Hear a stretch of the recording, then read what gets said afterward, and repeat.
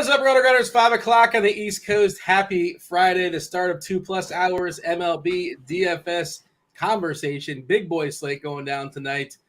Myself, Tasteful Tides, Tim, and TJ Zwarch. TJ Zwarch 5, if you're looking at the Twitter machine. I didn't put the underscore in, but they can figure it out, I suppose. The greatest DFS player, actually, in their particular regions, the greatest DFS player in all of Maine is Tim. The greatest DFS player in all of Saskatchewan, Canada, it's TJ. TJ, how's Friday treating you? How do we feel about the slate today? Friday's treating me well so far. I've done 2 Fanduel Friday shows already with Dre, one for MLB, one for NFL. And, at the start of the show, we were feeling a little bit of MLB fatigue. And then we started diving into the slate a little bit and found some fun little edges. And so I'm actually pretty excited about tonight's slate. All right, good. I'm looking forward to hearing it. Yeah, it's tricky. I mean, we'll get into it, obviously. But, there's only one team total above 5 as of right now, unless I missed something, I believe. Yeah, just one. And it's the San Diego side, San Diego and Coors. No surprise. Ryan Feltner, a rough pitcher as is. Add the Coors effects, going to make San Diego even more popular. Colorado, almost a 5 total against Sean Manaea, who's been pretty horrific of late. And then there's this cold weather everywhere. Potential rain out in Minnesota. Minnesota's looking pretty rough right now. Roth, last I saw, let me update his weather because I think it was orange last I saw. Did not seem terribly optimistic. Yeah, I'll go ahead and drop this in chat for the people as well. It's looks pretty dicey, a straight orange. Oh, look at that. Devin's going to give away, let's see, on the Discord channel, a week free of RG Premium. I'm not sure how many he's giving away. I'm sure he'll let it be known, but if you guys are early, jump in the Discord channel, 5:30 in the East Coast. There's going to be a bell. You got to hit. Just say, no, not a bell. You hit enter. Click the enter button. You're good to go. You get yourself 1 week free of RG Premium, not just baseball, but all the sports, all the tools, with the exception of NASCAR. I think college football's in there. Don't hold me to it, but I'm pretty sure it is. 2 winners. Devin's feeling particularly generous. Producer Devin's going to give away 2 winners selected at random. And I'll make sure to remind you guys at like 5:30 or so that the contest is going down. Tim, you're back. I was going to say returning champion, but no. Myself and Blender went at it yesterday. We had a fun conversation arguing about I'm curious, Tim. This is not results playing. Were you watching the show? Were you supporting the show, Tim? Were you out to? I was, and I almost chimed in, but I didn't want to be that guy in chat. I don't see why. I don't see why you can't play a hitter against your pitcher. I don't see why not. Yeah, well, it was a very particular instance too. It's like a general thought. I wouldn't make it like an all the time type deal, but that's a really good spot to do it in, I think. Can I take a victory lap for that? Can I be that guy? I'm okay being that guy, pointing to the scoreboard, and because Hunter Green was good, like he wasn't fabulous, he wasn't as good as Zach Allen and a couple other guys. He was good. He was fine. He was usable. How about let's say that on DK as like an SP2, and then if you paired him with Wong, I did that. Unfortunately, the rest of my lineup wasn't very good, but I did cash. We got a few American dollars back, but yeah, I don't know. Can I scoreboard point? Or it's like Blender's just going to say, well, yeah, that was this one option out of the simulation of 10,000 options, and you got lucky. Yeah, I still think it was a good spot to try that trick. Yeah. I really don't have a problem with it. But, I mean, it has to be used sparingly. Like, you can't – I wouldn't do it all the time. You pick your spots, yeah. I mean, I'm not going to be – I'll tell you there is one out there today that's not completely insane. That's super, super specific. Maybe the chat can guess. Or maybe we'll see if you guys can guess. I think there's one where you can roll out a pitcher and roll out a hitter against that pitcher. And, again, not necessary, but if I'm going to do it, I think there's a pretty clear one for me. I'm curious if you guys have a thought of that. TJ, do you have a thought on that? I don't know if you were watching the show yesterday, but basically Blender was saying, like, you can't do it. Like, you cannot play. And I was explaining that, well, Hunter Green, what he does, he strikes people out and he gives up home runs, and he's in a home run ballpark, and he's facing a team that hits home runs and strikes out. So, like, in this particular instance, I'm okay playing Green. I know there was 8 games. But, and, of course, I didn't know Wong was going to hit 3 homers. So I thought it could have been Tellez hitting 1. Who knows? But, yeah. Do you have a thought of that in general as far as playing, hitters against your pitchers? Of course, it's negative correlation in general. But at the same time, are you expecting your pitcher to go out there and throw a complete game shutout, give up 0 runs? Like, if you do, you're going to be disappointed. It's not going to happen. Thoughts on that, TJ? I don't disagree with anything you're saying, but at the same time, I don't ever do it because I would just rather try and get more optimal. And if I'm playing Colton Wong, I'd play a different pitcher. Oh, you know what, John in chat? There's two good ones. I think you could do it in this slate. I wasn't thinking of this one, and I'm probably not doing this for the record. It's a full slate, and but the other part of it is like that I didn't even mention it as far as the factors. Tim, the weather stinks most places today. The weather is bad. There's no offenses that you're like, oh my god, I can't wait to play this offense outside of, I guess, the Padres and Coors. And when the last time they disappointed? Oh wait, all the time. And it's the first game in Coors too. I'm told that's troublesome, according to some people. I have no idea. I don't think the studies have been done just yet. There's just not a lot of like offenses that I'm thrilled about. So maybe just getting some individual pieces here and there, I suppose, and some little mini stacks. We'll dig into it, but as the screenshot of the slate, as far as hitters, to throw Coors away. Judge going for his homer tonight. Wish him luck. Is there anything you love as far as bats? Any stacks you love? Like, oh my god, I can't imagine not having this guy or this team. Yeah, I was really struggling before the show, wondering like, what am I going to say outside of Coors Field? Yes, it's like, I mean, it's like, I hate to be the chalk, the chalk donkey and just say play Coors, but I mean, I will say this though, my initial lean, and of course we're still waiting on the lineup, I believe. My initial lean today was to stack Colorado. It's out. You got that lineup. It's out, and the bummer is, I love CJ Cron. You probably love CJ Cron too when he's not playing. Yeah, all right. It's still a real fun lineup to stack. It's nice and cheap. It is cheap. Yeah. A Grichuk I love. Daza's whatever. He is leading off, but yeah, we'll talk about it. But Cron, like the way Manaea has been pitching of late, it's been a disaster. And I don't think Coors is going to cure him. I was in Chicago, Colorado last time he started in Coors. He wasn't terrible. He wasn't great. But yeah, go ahead. Finish your thought there, Tim, as far as Colorado. No Cron. So it's no Cron really stinks. But like TJ said, it's so cheap, and Manaea has been so bad, and he gives up home runs, and I don't think Colorado is going to get the ownership quite that they deserve. I'm not saying that they're going to be unowned, but San Diego is just going to be so popular, and it's a 12-game slate. Ownership's going to be so concentrated on one team on a huge slate with really good pitching options. So it's like, man, but like I said, I was struggling before the show. It's like, what am I going to say outside of San Diego because they're in such a good spot? And it's just, Feltner's such a bad pitcher, and he's bad against both, righties and lefties, and it's just, it's an amazing spot for San Diego. No Josh Bell, by the way, in that San Diego lineup, for what it's worth. No first baseman for Colorado, DK eligible. I was kind of messing around before the show, and you can get two really good pitchers, and you can get Coors really easily, and everybody else sees that also. And like you said, there's not a lot else that's comfortable. There's really good players. I see in the chat talking about the weather in LA for the Dodgers. The wind is blowing out about 12 miles per hour. A weather edge, it's not a huge sample, 38 games. We do have a bump in homers at 20%, bump in runs at 16%. Again, the sample's not huge, but that does seem to be, especially when you're shopping around as far as weather, one of the better weather games. If Minnesota goes, it's going to be super ugly, and I think Ohtani is going to be a great pitcher because, Minnesota's bad, and the environment's bad to hit baseballs as well.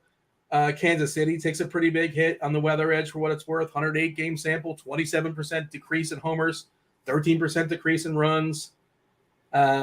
Weather in Colorado's fine,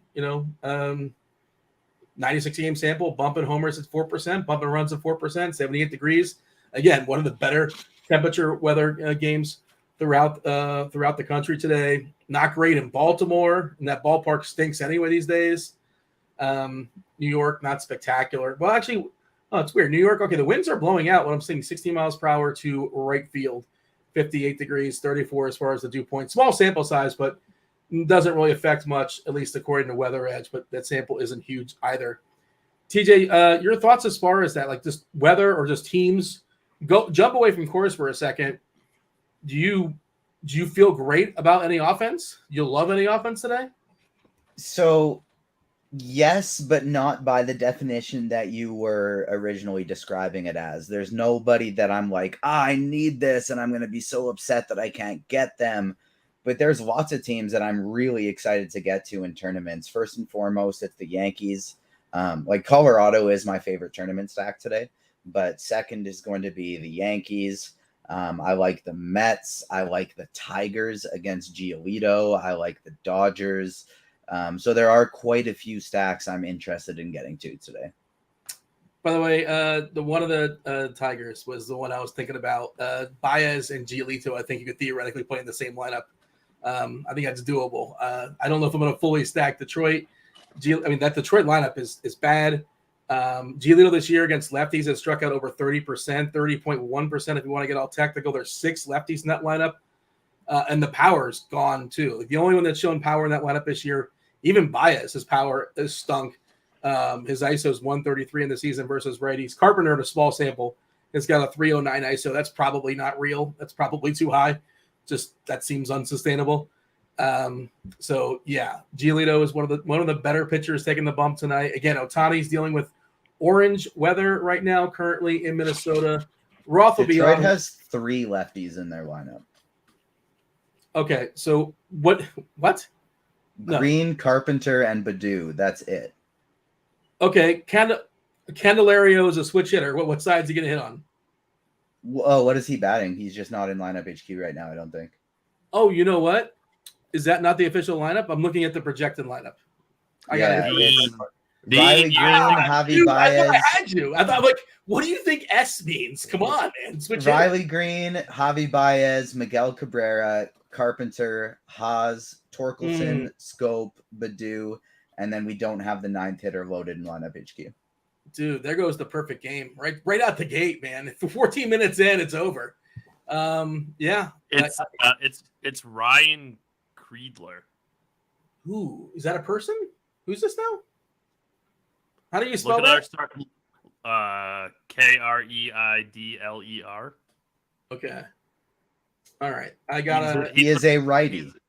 He's a righty. He's in our starting lineups page. Okay. Not a huge prospect. 10th ranked according to Fangraphs earlier in the year. A little bit of power, a little bit of speed.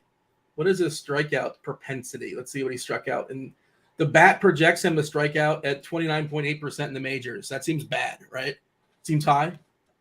It does. It seems bad. It seems high, but it's still, I don't really care. I'm not playing Lucas Giolito today. All right. Fair enough. Well, let me ask you this: Who do you have throwing baseballs for you tonight? You gonna go with Garrett Cole?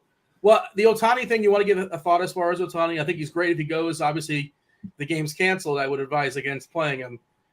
What's your thoughts as far as Ohtani? I'm running 1 lineup on DraftKings. I'm running 3 lineups on Fanduel today, and currently I have Ohtani in one of them. He's going to be my favorite pitcher on Fanduel if that game is good to go. If it's not good to go, I have 2 other tournament guys that I'm very interested in as well. So today's a day where I am not going to be messing around with any cheap pitchers whatsoever. On DraftKings, I would not be going lower than, I don't want to say my lowest guy yet because he's he's probably like my sneaky play. But Garrett Cole, I'm good with. Rodon, I'm good with. Ohtani and Nola, all good. My favorite tournament play outside of Ohtani, if he's good to go, is Chris Bassett, especially on FanDuel. I don't understand why he's not picking up more ownership. And so the more left-handed of a lineup we get for Oakland, the more I'm going to like Bassett because he's somebody that doesn't strike out a ton of righties, but he's got a 26%, or is it 26? Where am I looking here? Oakland hitters. 26% strikeout rate to left-handed batters this year. So the more lefties, the more I'm going to like it. And then the other one who is, I think, my favorite risk-reward tournament pitcher, who I'm going to be playing quite a bit of today. I got him in my DraftKings lineup. I wish I had Bassett in my DraftKings lineup, but I just love my lineup too much, and I needed $200, so I had to go down to Nola. But on FanDuel and DraftKings, one of my favorite tournament pitchers today is going to be Brady Singer. Yeah, well, let's kind of work at the top as far as ownership right now. And DK obviously got a roster too, so it's about 200 total ownership percentages points. 41% to Garrett Cole, 37% to Nola. And I agree with your assessment of like probably you don't want to mess around at pitching because pitching is good. There's an opportunity cost, and also the hitting is going to be so random. Like there's nothing that like you have to have.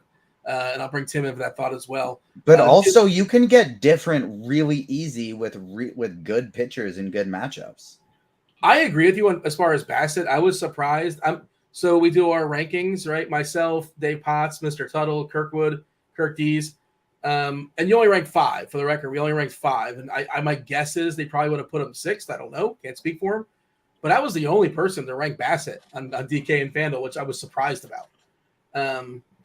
Yeah, I don't, and you know, the ballpark's great. It's a revenge game if you care about such things. If we lose Ohtani, Bassett's at worst 2 for me in tournaments. Yeah, I had it Cole, Nola, Ohtani, Bassett, Giolito. Let me see if I have that. That's Fanduel, Cole, Nola, Giolito, Ohtani, Bassett. Yeah, and I feel like we're gonna lose Ohtani, but I don't know. It looks like it's gonna be pretty miserable out there in Minnesota.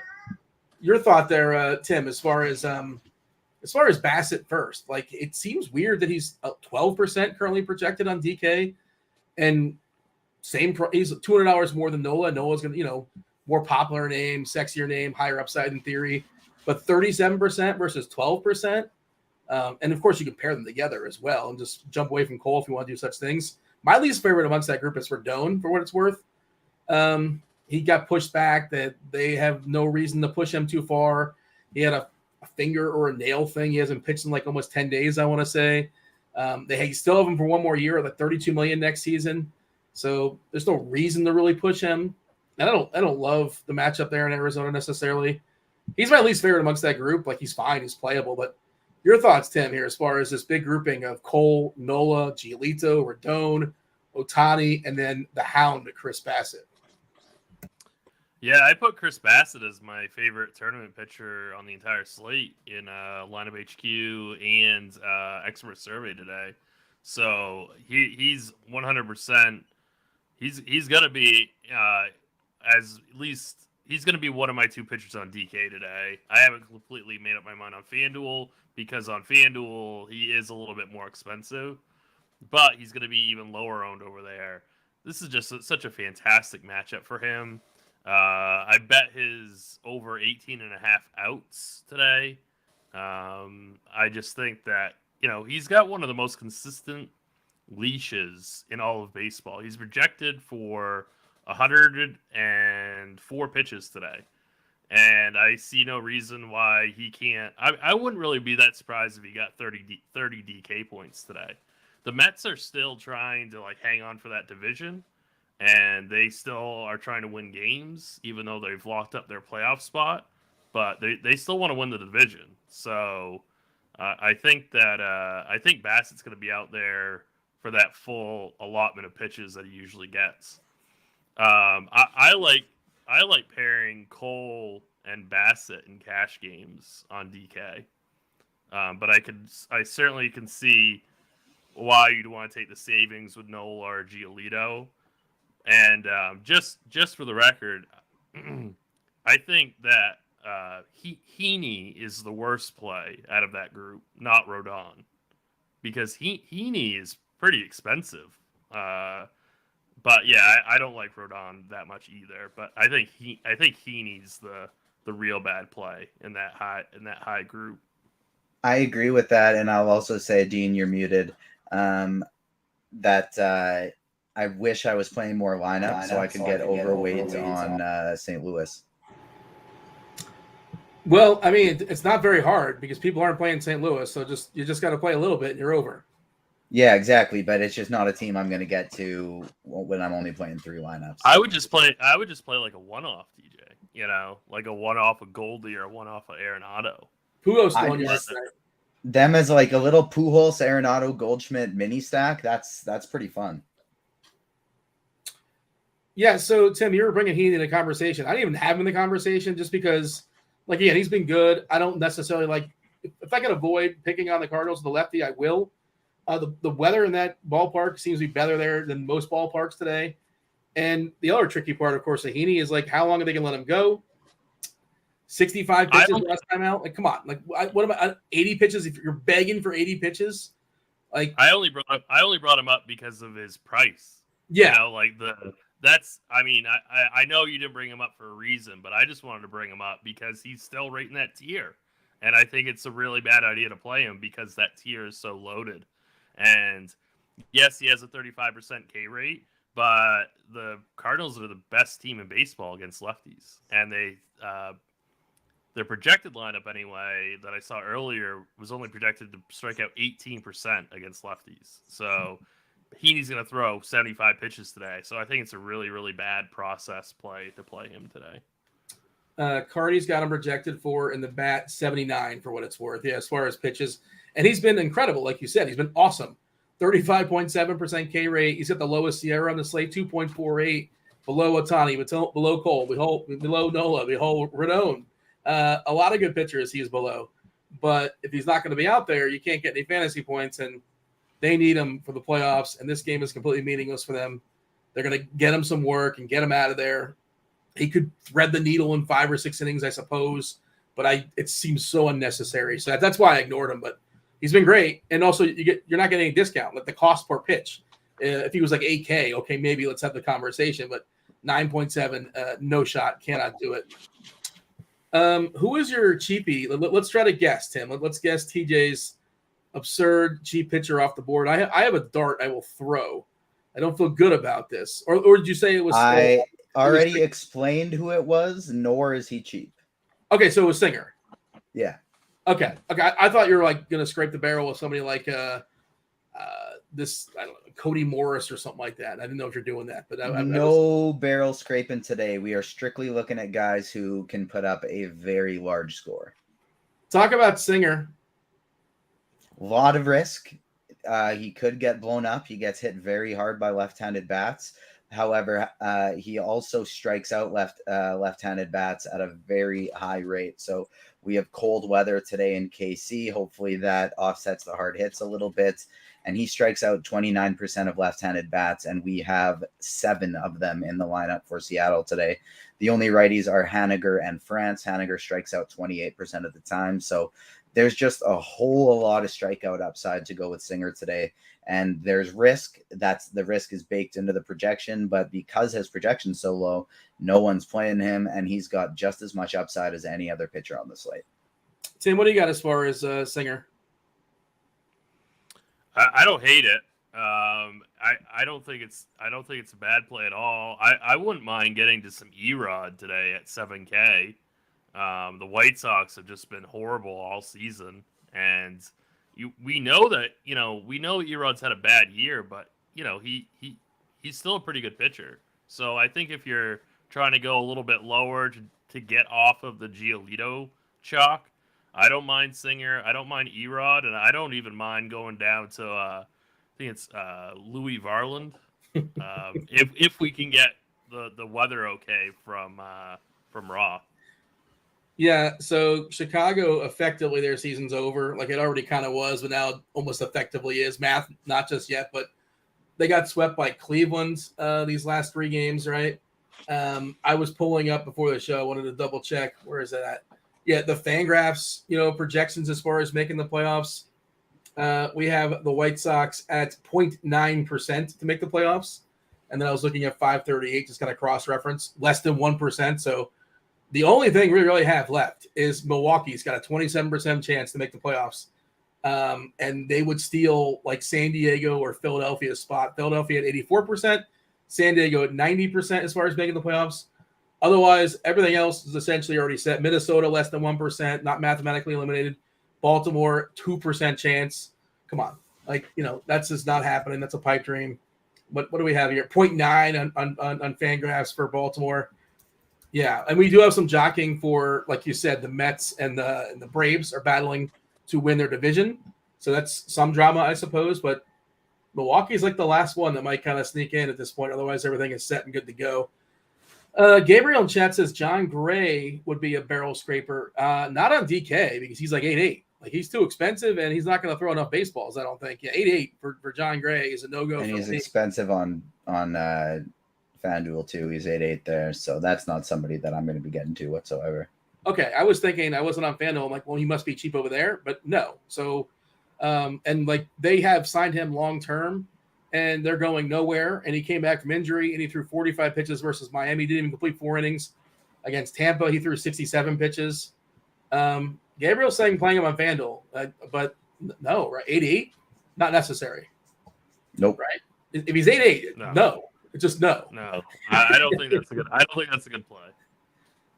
Like you need a quality start over there in theory, and like even if he's pitching well, I don't know if he gets the QS unless he's like really, really efficient. And also, Cleveland doesn't strike out. Like besides that, though, they're asking about more. Derek in chat. Well, he did ask before about Arizona. What the bat is saying or what the Weather Edge is saying about Arizona. Is the roof open in Arizona? Are they really doing that to their fans? The roof's not open in Arizona, is it? I don't know. Like they have a roof. I don't know if he was being making a joke or not, or if they reported that the roof's going to be open there in Arizona. Because if it is, it's a desert. My understanding, deserts get hot. I'm curious what the temperature is, but did they want to play Arizona bats? I don't know, but he was just asking, like, what does Weather Edge say? It's 99 in Phoenix. It's a dry heat, but come on, they're closing the roof, right? Somebody let me know in chat. Yeah, let's see. Anything else going on? So, yeah, they're asking about Morris. TJ, you got anything on Morris as a cheapie? It doesn't seem like a good idea to play one of the cheap pitchers. I guess you can. The lowest I'm going on both sites today is Brady Singer. Casey, the lowest I would go. If I could pitch Varland because of the weather, I'd pitch him. But if I can't, the lowest I go is Erod at 7K. According to chat, Casey Douglas saying, according to the Diamondback site, apparently the roof is open. Like seriously, what are we doing? It says the last time the roof was open was like May 3 years ago or something. Is this a glitch in the website, or they're actually like how much is the AC bill? They can't splurge. And I don't know if Weather has anything on Arizona because it's so infrequent that the roof is open there in Arizona, but I would assume that it's a bump to bats if the roof is open. Just again, armchair analysis. Would you feel the same way? I don't see why you'd want bats there though, because Tommy Henry is bad, but he's a lefty, and these cheap righties do have massive pinch hit risk. You want Wilmer Flores. Tommy Henry's probably the worst. Flores to Estrada. I think San Fran actually makes for a pretty interesting roof open or not. I think San Fran makes for a pretty interesting cheap stack. I don't mind whatsoever going or Estrada's not in the lineup, but Flores, Longoria, David VR. I don't mind that as a mini stack. And Wilmer, especially Wilmer Flores as a one-off. Wilmer on FanDuel's 2-4. 2-4. You can play him at first, second, or third. He's eligible all over the place. So I think he's a really strong play on FanDuel personally, and he feels like typically one of the safer guys on that team as far as not getting kicked out of the lineup. Of course, Jock Jams is lurking when a righty comes in. And we saw it before, for what it's worth. We saw it recently where they just didn't do the pinch hit thing. They were ahead in Coors, and they didn't do it. That was the opposite, though. They started with a righty, though. You know what I'm saying? Like the pitchers, the starting pitchers were right-handers. Well, no, I'm just saying that they had platoon guys on the bench that were available to get the platoon advantage, and they didn't take it. And like this, they were ahead like 5-3. I don't remember if it was L's or R's throwing. I can't recall that, but I do recall that they did not grab the platoon advantage. And maybe it's because they were ahead. Maybe because they want to see certain players this time of year. They're out of it. Who cares? I don't know. I'm not really sure what the team philosophy is. But what are you saying something differently than me? You think San Fran? How do you think they approach it if a righty comes in? Well, they have Peterson. They have Wade. Like all those guys are going to come in. hypothetically. But yeah, I mean, I guess you're right. Maybe they're just done platooning. I don't know. Maybe I wouldn't maybe play they just- wins. I wouldn't. I think Slater gets platooned. I think JD Davis gets platooned, but I think that's it. Yeah, and for the record, Also, I have Mike Yastrzemski's in batting third and a lefty. Right, and He's and pretty I safe. don't mind. I certainly don't mind Flores on FanDuel at 2,300. Yeah, I think that's the best play. Like when you consider everything, that seems like and I think he's probably going to be the most popular. That would be my guess. Slater is always vulnerable to get the hook, and that bullpen for Arizona is bad. I'm not sure how distinctly left-handed or right-handed it happens to be. Let's repeat. Let's do mention. Devin's reminding us in chat. There is a Discord giveaway going on right now. RotoGrinders.com/Discord. You jump in there. You just click the enter button. All you got to do is there's a button going. You click on enter. You're eligible. Two people will be drawn randomly, probably in a half hour, sometime during the show. There's a clock on it too. You can do the math yourself. I went to UCF, so I can't multitask. It's very difficult for me. But yeah, just get yourself eligible, and you can win yourself 1 week free of RG Premium. All the sports. You get the tools, you get the articles, you get the goods, everything for football this weekend. So yeah, it doesn't cost you anything. Jump in the Discord, rotogrinders.com/Discord. Oh, I should have mentioned you got to go to the live stream chat channel. Live stream chat channel. Some channels are free, some are premium. That is a free channel. Make yourself eligible, win yourself a week free of RG Premium. Kindly hit the like button out there too. We do appreciate that. It helps us keep the proverbial lights on. Hit all the buttons, hit all the things, turn on notifications. Know when all of our football shows are going down. There's a plethora already on the feed. There's more coming on Sunday as well. Other things to mention as far as pitchers, I saw some other names being thrown out there. And yes, my analysis of deserts get hot. Yeah, that's why they pay me the big bucks. Nobody else knows that. Keep that on the DL though. Don't tell anybody about that. Deserts are hot. Let's see. I'm trying to see if anybody else. I thought there's some other names that are being thrown out there. Tim, anything else of notes as far as pitchers that we should kind of focus on, or it's the good stuff and it's pretty clear and it's not that hard to get them, and that's that, right? I don't have anything else for pitcher. You want to give me the summary? I know you've already talked about it, and some people haven't been here the entire time. They got things to do, they're working, they're in a car, that kind of thing. So I just joined the show 3 minutes ago. I'd love the summary of pitchers. What do you got for me? So Cole is definitely your cash game guy on both sites. I'm probably going to play Cole and Bassett in my 3-max and single entry squad. Projections love Aaron Nola today at 9,300. I'm fine with that. I don't know. I really prefer the matchup for Bassett for only $200 more, and he's going to be a third of the ownership. So Bassett for me is one of, if not my favorite tournament pitchers on both slates. Giolito is going to be the chalk value option on DK. He's coming in currently right around 30% owned. He obviously has an amazing matchup against the Tigers. I just don't know if I want to play chalk Giolito. And then Ohtani is in an excellent spot. He's obviously got a humongous ceiling. We just have to wait on Roth because that weather looks very, very dicey. At the low. Yep, go ahead. I'm sorry, I didn't mean to cut you off, but I just refreshed and he did update it, and it looks a little bit more playable. It's no longer orange; it's yellow orange. There's a big write-up here. I'll drop this link in chat for people. I didn't mean to cut you off. I just thought it was worth noting as you were talking about it, and y'all can read it at your own leisure here in chat. But yellow orange is not as scary as straight orange as far as the threat of a cancellation. But go ahead, Tim. Finish your thought. I apologize. That's all right.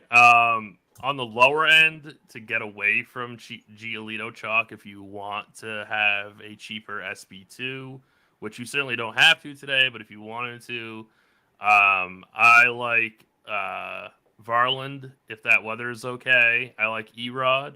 And then TJ, also, he likes Brady Singer quite a bit. And I don't have a problem with that at all. So he's going to be very, very, very low owned. So I think that's a really good large field GPP play.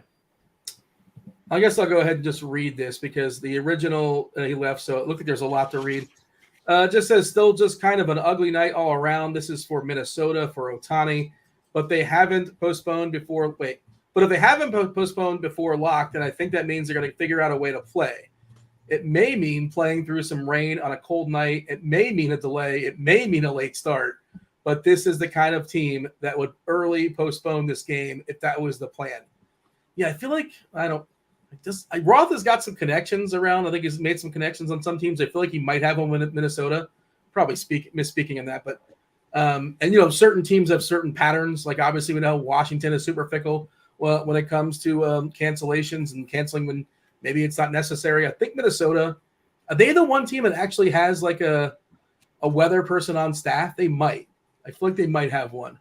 We'll ask Roth when he comes on, but yeah, it seems a little bit more playable. Go ahead, Tim. I would love to play Ohtani, especially on FanDuel. I really like that price on FanDuel. He's cheaper than Cole. He's cheaper than Nola. He's cheaper than Rodon. He's cheaper than Bassett. I would love to be able to play him on FanDuel, but we'll see. Yeah, I'd love to be able to play him too, and there will be some apprehension, I imagine, as well. And I would assume it's hard to say this far out, but cash probably not necessary. The cash options are good, but for tournaments, some ownership will get ticked away just because of some apprehension, I imagine. Joe and chat's asking about. Oh, go ahead.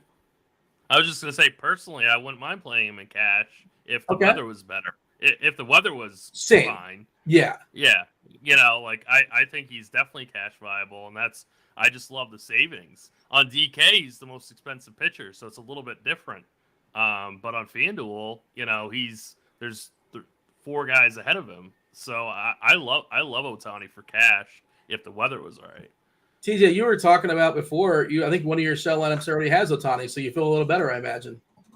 Yeah, for sure. Ohtani, Bassett, and Singer are now my 3 favorites for tournaments, and I agree I would be comfortable running Ohtani in cash if the weather is good enough. He would be kind of my favorite person overall to stick there because he's facing this Minnesota team. They still have no Buxton. You got guys like Arias and Miranda and Urshela who don't strike out a ton, but the back half of this lineup is just filled with strikeouts. And so, yeah, I love Ohtani today. He's my favorite pitcher. Just trying to see, do we have an official Minnesota lineup? Yeah, we do. Yeah, Arias is back. He's annoying, of course, only 7% as far as strikeouts, but you're right. There's some small sample stuff, but we've seen that in the back end, there's plenty of strikeouts there, and we know Cave and Sanchez strike out plenty as well. Hey, Tim, you were talking about Bassett, the Hound, against Oakland. Oakland, we got an official lineup 8 minutes ago. We knew it was going to be bad. How bad is it? Is this what you wanted to see? Kemp, Machine, Murphy, Brown, Pinder. Oh, Murphy, Brown. Pinder, Capel, Vogt, Garcia, and Allen. Is that good? Is that bad? Or is that basically what we expected? For the most part, I think that's what we expected, and I'm completely okay with it. So we got 5 lefties, so it makes me very happy. Yeah, I really like Bassett today. I mean, I just, you hate to say the word safe, but I really like the spot today for him. So, it's weird because I'm looking at his splits in the season, Tim, and, against lefties, he struck out almost 26%, against righties, 21%. But as far as, actually getting hit, when he gets hit, 170 ISO versus lefties, 84 versus righties. So, when they actually hit the ball, the righties are more successful, but he's striking out more lefties. I don't know, which do you want? I don't really know what to say with that. He's been good both, but, would you rather, I guess you'd rather be on the side of just strike out more guys and he's striking out 4% more lefties, but they have been more successful at hitting him when he's not striking him out. That all makes sense. Yeah, I mean, it's like this Oakland team is just it's so bad. And it's I know that Bassett doesn't have the highest K ceiling of all the top tier options today, but I think that this matchup is just spectacular. And like I said, I love his leash, and I think he should be projected a little bit higher. But hopefully the ownership stays the same, and he's fairly low owned. Yeah, the ownership does project Ohtani to get a standard amount for what it's worth, 20% Ohtani, and that would be dispersed if that game goes away. But it does seem more likely now that game is going to go, according to Roth. It seems a little bit more promising there in Minnesota, although it's going to be kind of a mess, kind of murky, but it seems more likely it's going to play TJ, by the way, I saw you in chat talking about Arizona. Did you do some research? Did you figure out some roof status with the Diamondbacks? No. Somebody was just saying, like, for what it's worth, it's not true that the last time was 2019 that Arizona had their roof open. I have no idea the last times Arizona had their roof open. I was just talking about, I did a Twitter search, and the first tweet that came up was 2019. Oh, okay. Well, you need a second source, TJ. Come on, but you can't just go with one source and that's it.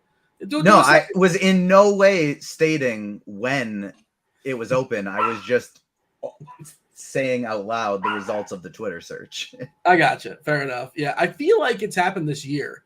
And I know before I went on the rant of like, I can't believe they hate their fans so much they're going to open the roof. Like I want to, I want to avoid the desert if possible if I'm going to go to the baseball game. But I guess, I mean, how much money could it possibly cost to put AC on? Flip the switch, let's make it happen. Give me your summary, TJ, as far as pitchers. I am all good with Cole and Cash. However, on FanDuel, if we get the okay from Roth for crunch time on Ohtani, that would be my cash game pitcher.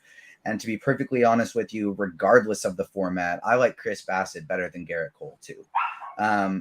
Cole, yes, has higher upside for tournaments. And so if you want to roll with him, you feel safer with it. I'm good with that.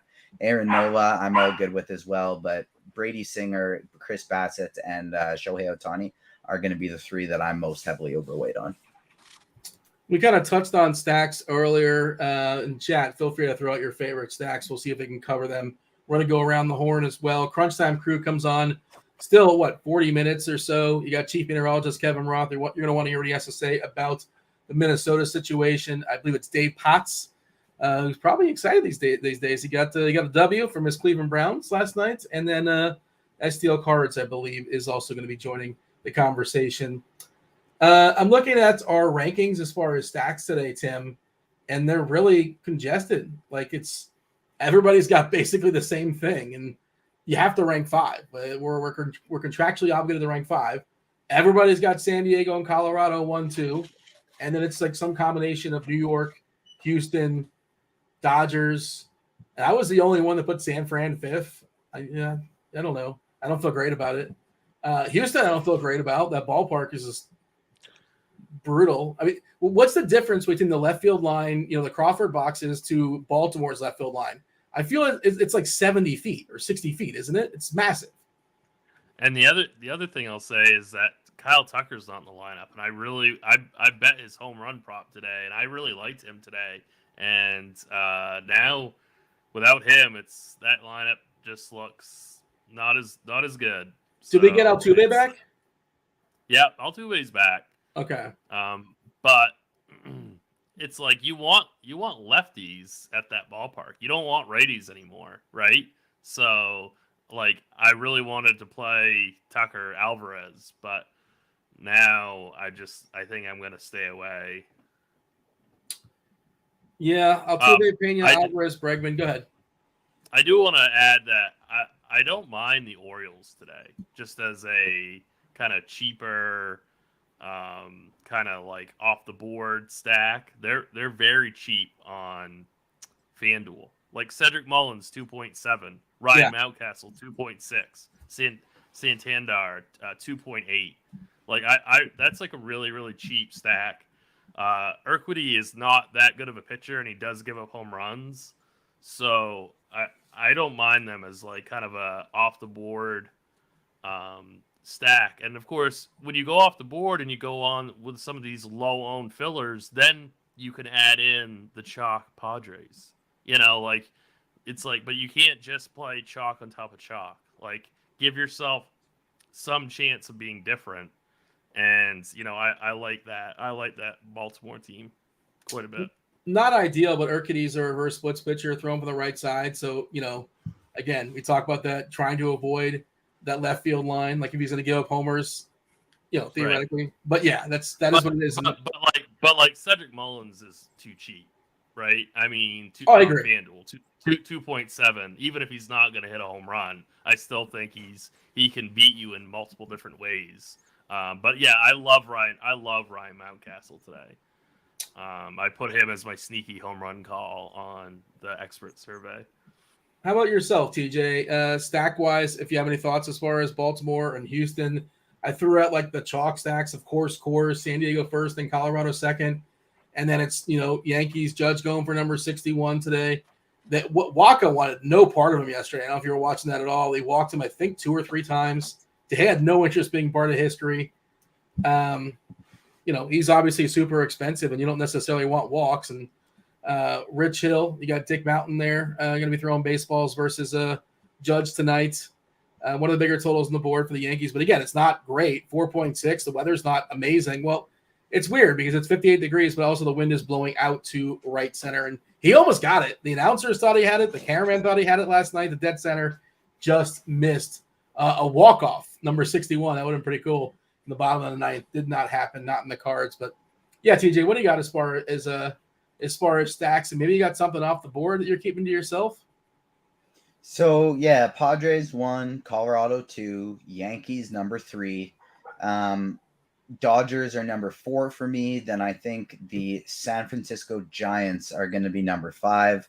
After that, I really just start liking to look at mini stacks and one-offs. So St. Louis, love a mini stack. Arenado, Goldschmidt, Pujols. And you know what? If you want to go run 4 on FanDuel with Edman and his low strikeout rates, I'm good with that too.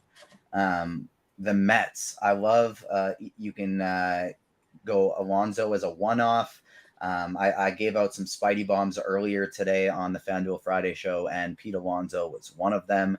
The second one was Kyle Schwarber. If we get this up to 60 likes, I can fire out another one here. But Pete Alonso, Francisco Lindor, Eduardo Escobar mini stack, I like quite a bit, or even just Alonso as a one-off.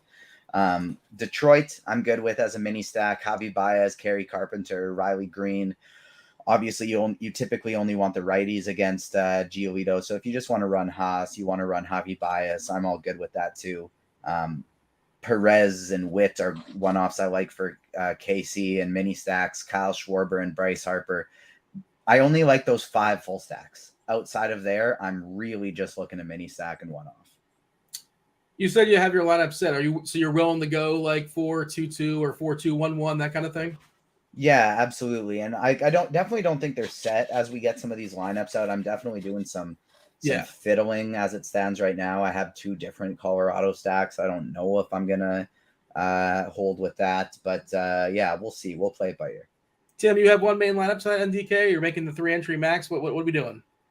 Just 1 main lineup on both DK and FanDuel. All right, and you're flexible as far as like you don't feel like it's got to be 5-3 on DK. It could be 4-4, it could be 4-2-2, or are you setting your ways on that, or what? It's probably going to be a 5-3 or 4-2-1, but I'm not completely. I'm not really sure what I want to do.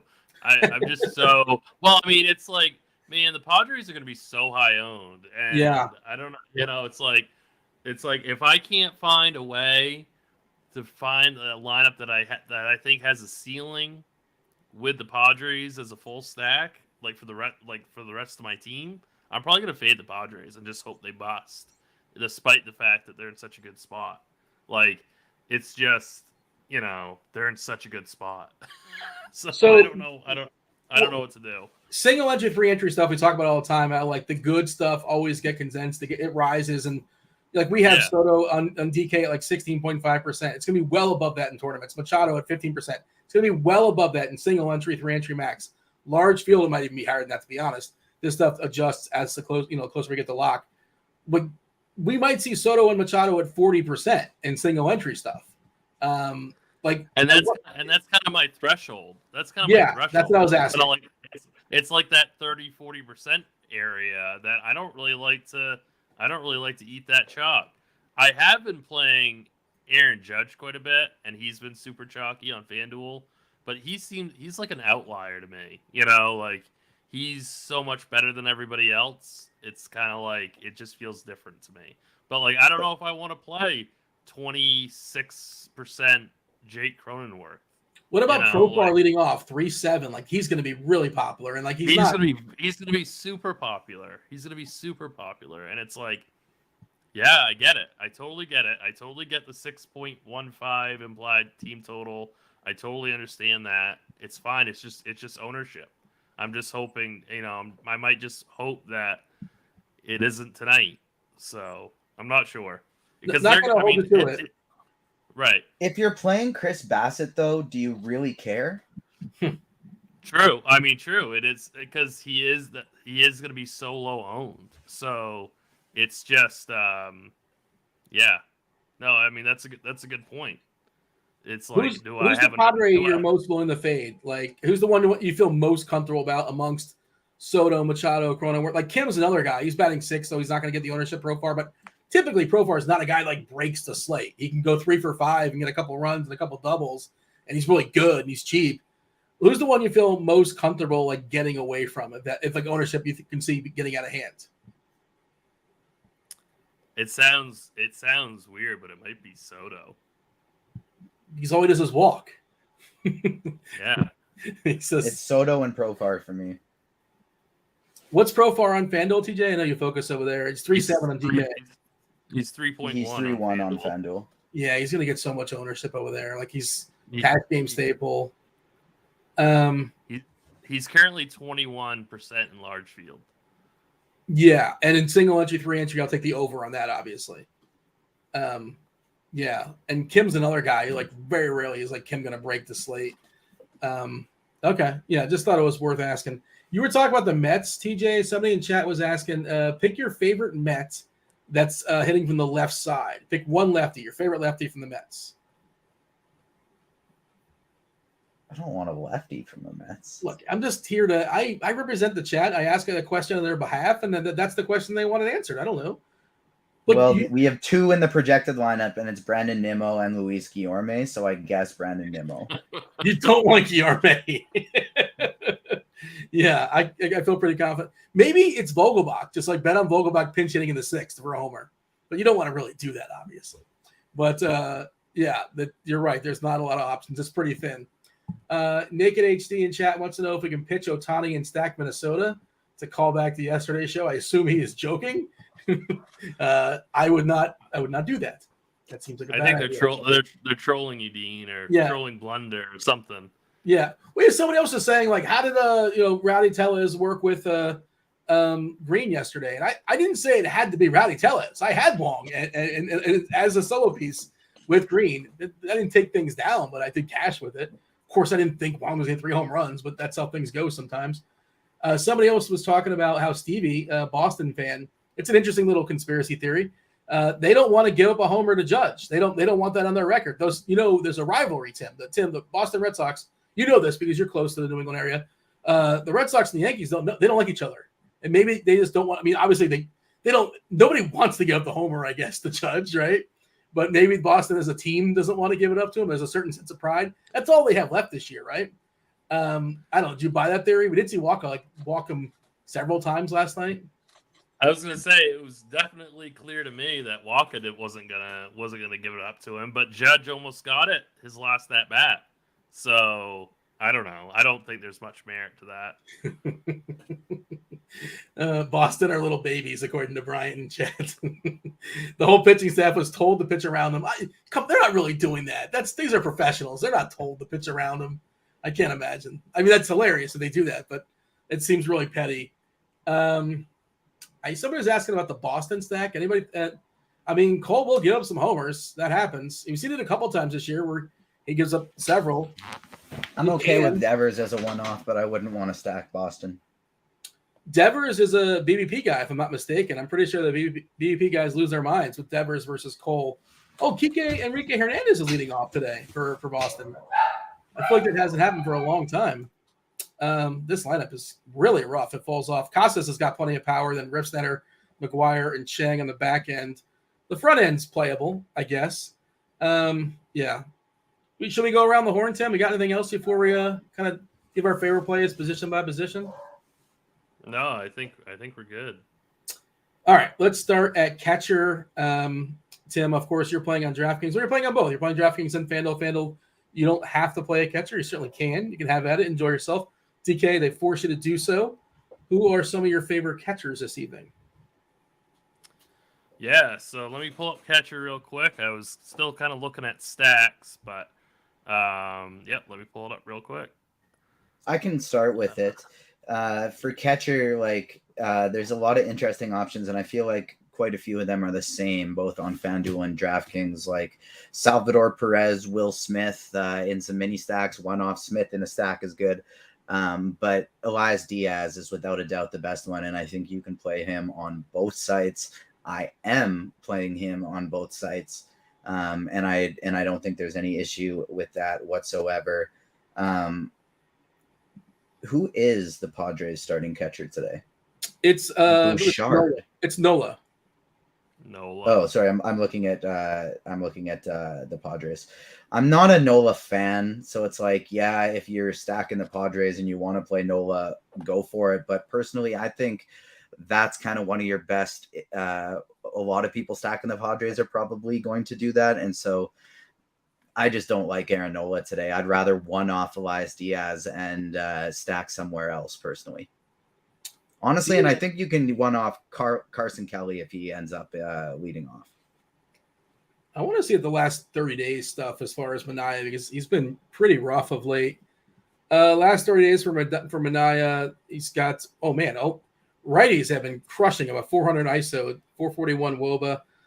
He's been dominating lefties, pretty good against lefties of late, but the righty power, and I like the Colorado side. Kind of, we talked about that already. I'm good with Colorado's catcher. Did we give you enough time, Tim, as far as some of your favorite catchers tonight? You did, yeah. Yeah, Diaz is definitely the cash game option today. TJ's right. You could definitely play him on FanDuel.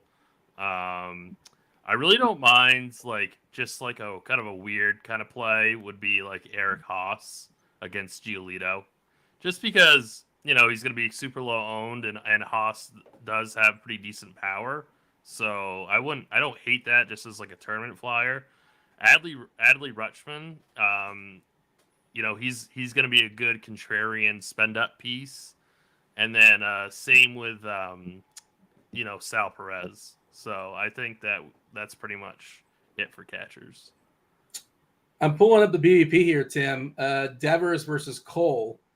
Let's see, 30 official at bats, 8 hits, 2 singles, 6 homers. 12 strikeouts, interesting, and 6 walks. So walking a fair bit, and 12 strikeouts is pretty good, but six homers people are excited about. Bogarts, for what it's worth, has banged one out on him 3 times. A lot of at-bats, though, 39 official at-bats. JD Martinez, 17 strikeouts, 37 innings. I don't know. I saw somebody talking about Devers. I figured that people will be excited about that, but just putting it out there, kind of mention the BVP if you care about such things. Devers has historically done well against Cole, and of course we know about that right field porch there in New York, and also the wind is blowing in that direction, so you can basically bunt the ball over the right field fence today in New York. TJ, got anything else as far as catcher, or you want to talk about first base? I want to talk about first base today. I am having the weirdest day looking at my lineups of just like, I really like all of them, but then I'm also uncomfortable with them, and it's a really weird feeling, and I don't really know what to do with that. At first base today, though, I think there are some very interesting contrarian pay-up options. Pete Alonso, Paul Goldschmidt, Vladimir Guerrero. I think all 3 of those, even Freddie Freeman, are very, very strong, interesting contrarian pay-up options. But if you want to save cheap, I definitely don't mind Ryan Mountcastle, Wilmer Flores, Michael Toglia, even Connor Joe on FanDuel. Yeah, I think Toglia is going to get a lot of love because Manaea versus righties, Coors Field, and he is super cheap. So he's one of my favorites. I'm looking at our rankings as well, and he's got a fair bit of love. What are your thoughts here, Tim, as far as first base? If you had Bell, cross him off the list. Josh Bell not playing. Thankfully, I feel like that guy's like 1 for 100 when I roster him this year. He's just never as good for me. But I'm sure it's personal. Brandon Drury's also first base eligible on DK. I think he's third base as well. But Drury, certainly a nice power bat in Coors. I don't want to say he's going to be lost, but I think people pay up for Machado first, Soto in front of him, and maybe Drury gets lost a little bit. But certainly he's somebody that's got plenty of power this year. Prefer him versus a lefty, but still like him today in Coors. Tim, first base, what do you got? Yeah, Drury's only first base eligible, so he no longer has any other eligibility. So yeah, he's your best option if you have the money. I really like Ryan Mountcastle today, and then also there's Will Myers, who's really past his prime, but he's cheap and he can be part of a kind of a different style Padres stack. He's only 3,200 on DK, so I think that most people will go with Drury if they want to fill that first base spot. With a Padre, and then obviously I really like Toglia too. That whole Rockies team is just so cheap. And then I think Connor Joe has first base eligibility on FanDuel at 2,500. So I see no reason why you couldn't play him there either as part of a Rockies stack.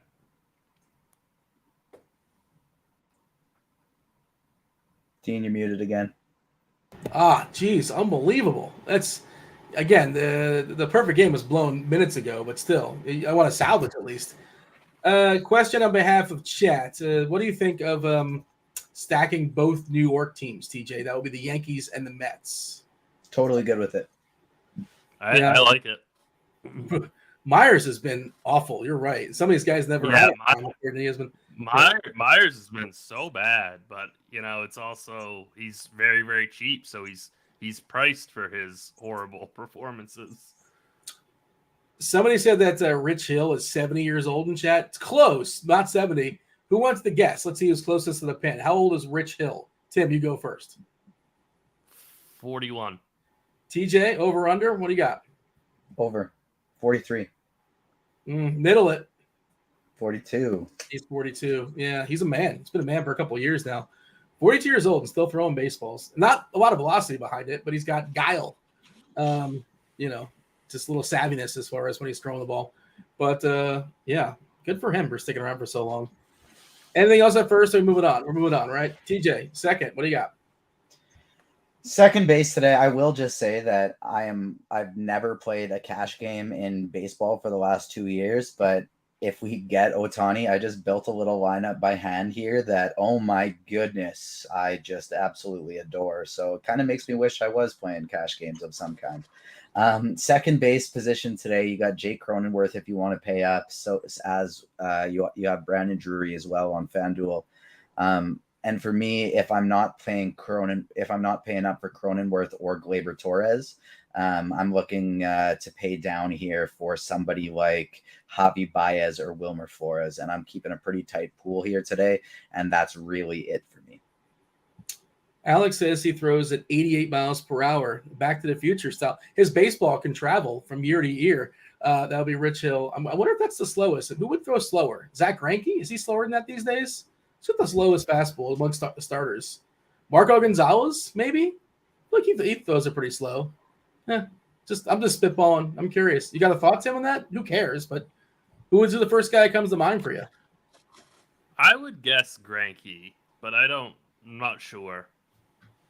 Yeah, just a thought. I also wanted to ask TJ something and you, Dean, too. Go for it. I'm looking at Brandon Drury right now, second base, third base on FanDuel. Is he going to get the squeeze on FanDuel? I think so. Like everyone's going to play Cronenworth and everyone's going to play Machado. So Drury's going to be left out of a lot of Padre stacks. I would imagine, or you could just play all three, but I don't know. Is that going to be? I wonder if that's going to be a unique way to build on FanDuel to go Cronenworth, Drury, Machado, or if that's just going to be chalk. I don't know. I think that probably will be. I like it. I thought he was first for some reason, but he's second and third on FanDuel. He's on FanDuel and first only on DK. First only. Okay, that's what it is. I knew because I ranked him for first base today. Okay, so that's what it is. He lost the third base. Yeah. Thank you. Yeah. Okay. Yeah. So, but it's like if you do play all three of those guys, then you can only play one other outfielder. So you go Soto, or you go Profar or something like that. But that's a lot of salary. So I wonder who's going to get the squeeze out of those five guys. So Alex did a quick search for us. Wainwright, number 1 at 88.2 miles per hour. Then Marco Gonzalez, second. Dane Dunning, 89 miles per hour, third. And the Klubat, then Kyle Freeland. qualified pitchers only. That's weird. The Dunning's slow. How is he such like an elite prospect and he throws the ball so slow by standards these days? A lot of these guys, their velocity has gone down over the years, but Dunning is still like 24 or something like that. And I guess he's got precision, I suppose. But that's peculiar. That's interesting. I thought he would throw a little bit faster for a young arm. Let's hit third base. TJ, go for it. Third base spot today, we got this young guy for Colorado that you can roll with if you don't want to pay all the way up for Machado. But Machado is the best play by far. Montero is my next favorite here, but you also have Brandon Drury. If I'm not going with somebody from Coors Field, I think Bobby Witt is interesting for tournaments. Jose Ramirez is interesting for tournaments. But I also really like Nolan Arenado as well as these pay down guys for San Fran, Evan Longoria, and Wilmer Flores. The only other players I think I'd really be considering at this position are Josh Donaldson and Justin Turner. Well, I just don't walk it back for a second. I don't know if you mentioned it or not, and if you did, my apologies. But Jonathan Aranda is kind of a punt at second base, leading off there for absolutely. Tampa. Did you mention him or no? Forgot to mention him, but I wrote him up on the expert survey yesterday, and I like that call as well. And he homered. Take the victory lap. Didn't he homer? I think he did. Yep, he did. I'm doing the handshake up in the air right now, but you never watched the screen, so you wouldn't know. I got his Fangraphs page pulled up. That's why I wasn't watching you, but a little bit of speed, not a lot of speed. He threw a little bit of speed this year, 4 stolen bases, but also a couple homers in the majors so far, 18 in AAA. So some power as well, leading off versus Mitch White, who's not somebody we're afraid of. And you were talking about the dude for Colorado. What cheapie? Tovar, is that you're talking about? Montero, who's batting third, and I believe he's got some power as well.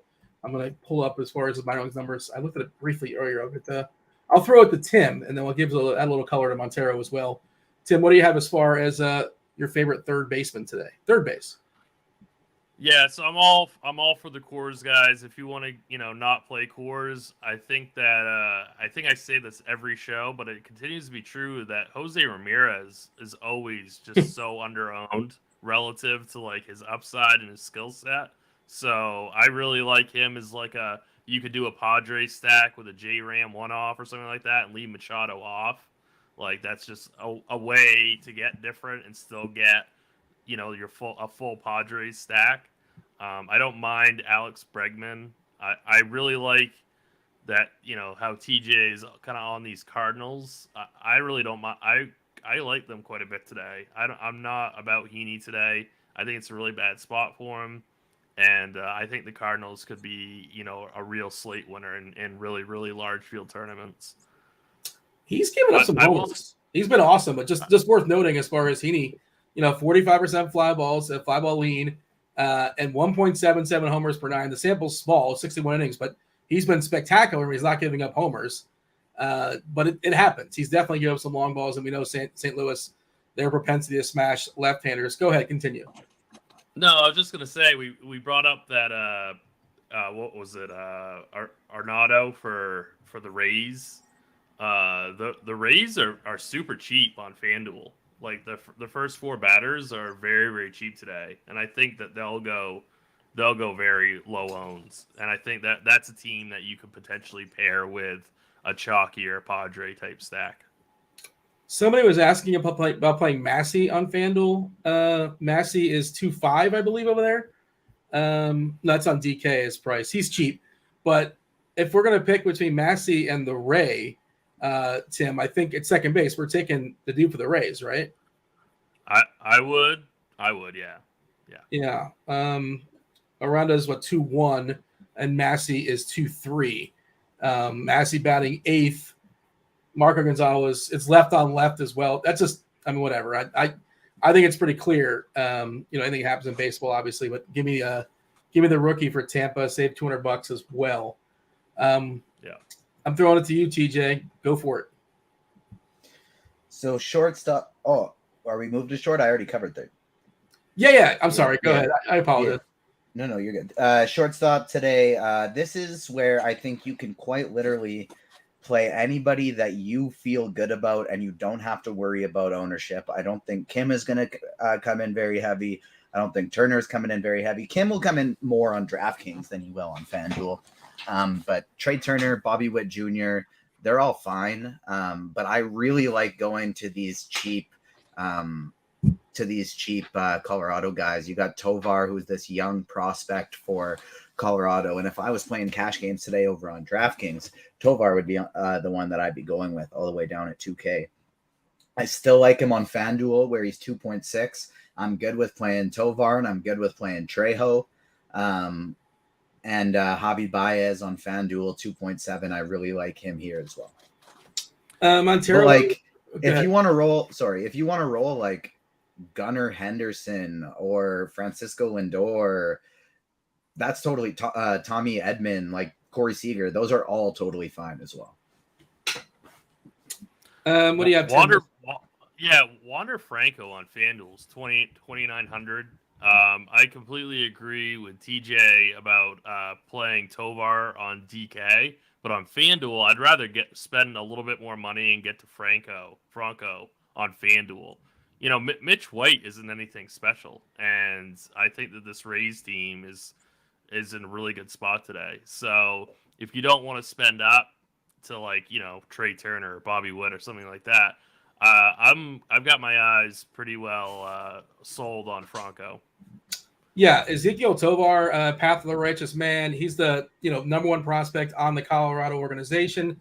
Some power, not a ton, but actually a fair bit of power. Actually, I'm pulling up his 30-40. It's not very good as far as raw power, but he did exhibit 13 homers this year in Double-A, less than 300 at bats, but got some wheels as well. 17 stolen bases, so some wheels, a little bit of pop. Coors Field, and he's super cheap.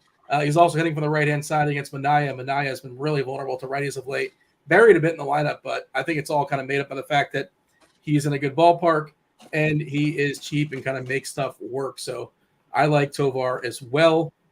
I apologize. I've kind of lost track where we're at. Shortstop, Tim, have you given your thoughts as far as shortstop or not? Yeah, TJ, why don't you take us to outfield? Looking at the outfield position, obviously we got Juan Soto projected as by far the top play today, but he's actually the one I'm most likely to fade alongside the other chalky and solid play for the Padres, and that's Jurickson Profar. I'm loading up on the infield with my Padres today, and I'm going elsewhere in my outfield towards the Rockies, towards the Yankees. I love Aaron Judge on FanDuel, where Giancarlo Stanton is 3,300. He's my favorite outfielder on the board. Kyle Schwarber was an earlier Spidey bomb from today, and Randall Grichuk 2,700 on FanDuel. Ooh, just so cheap.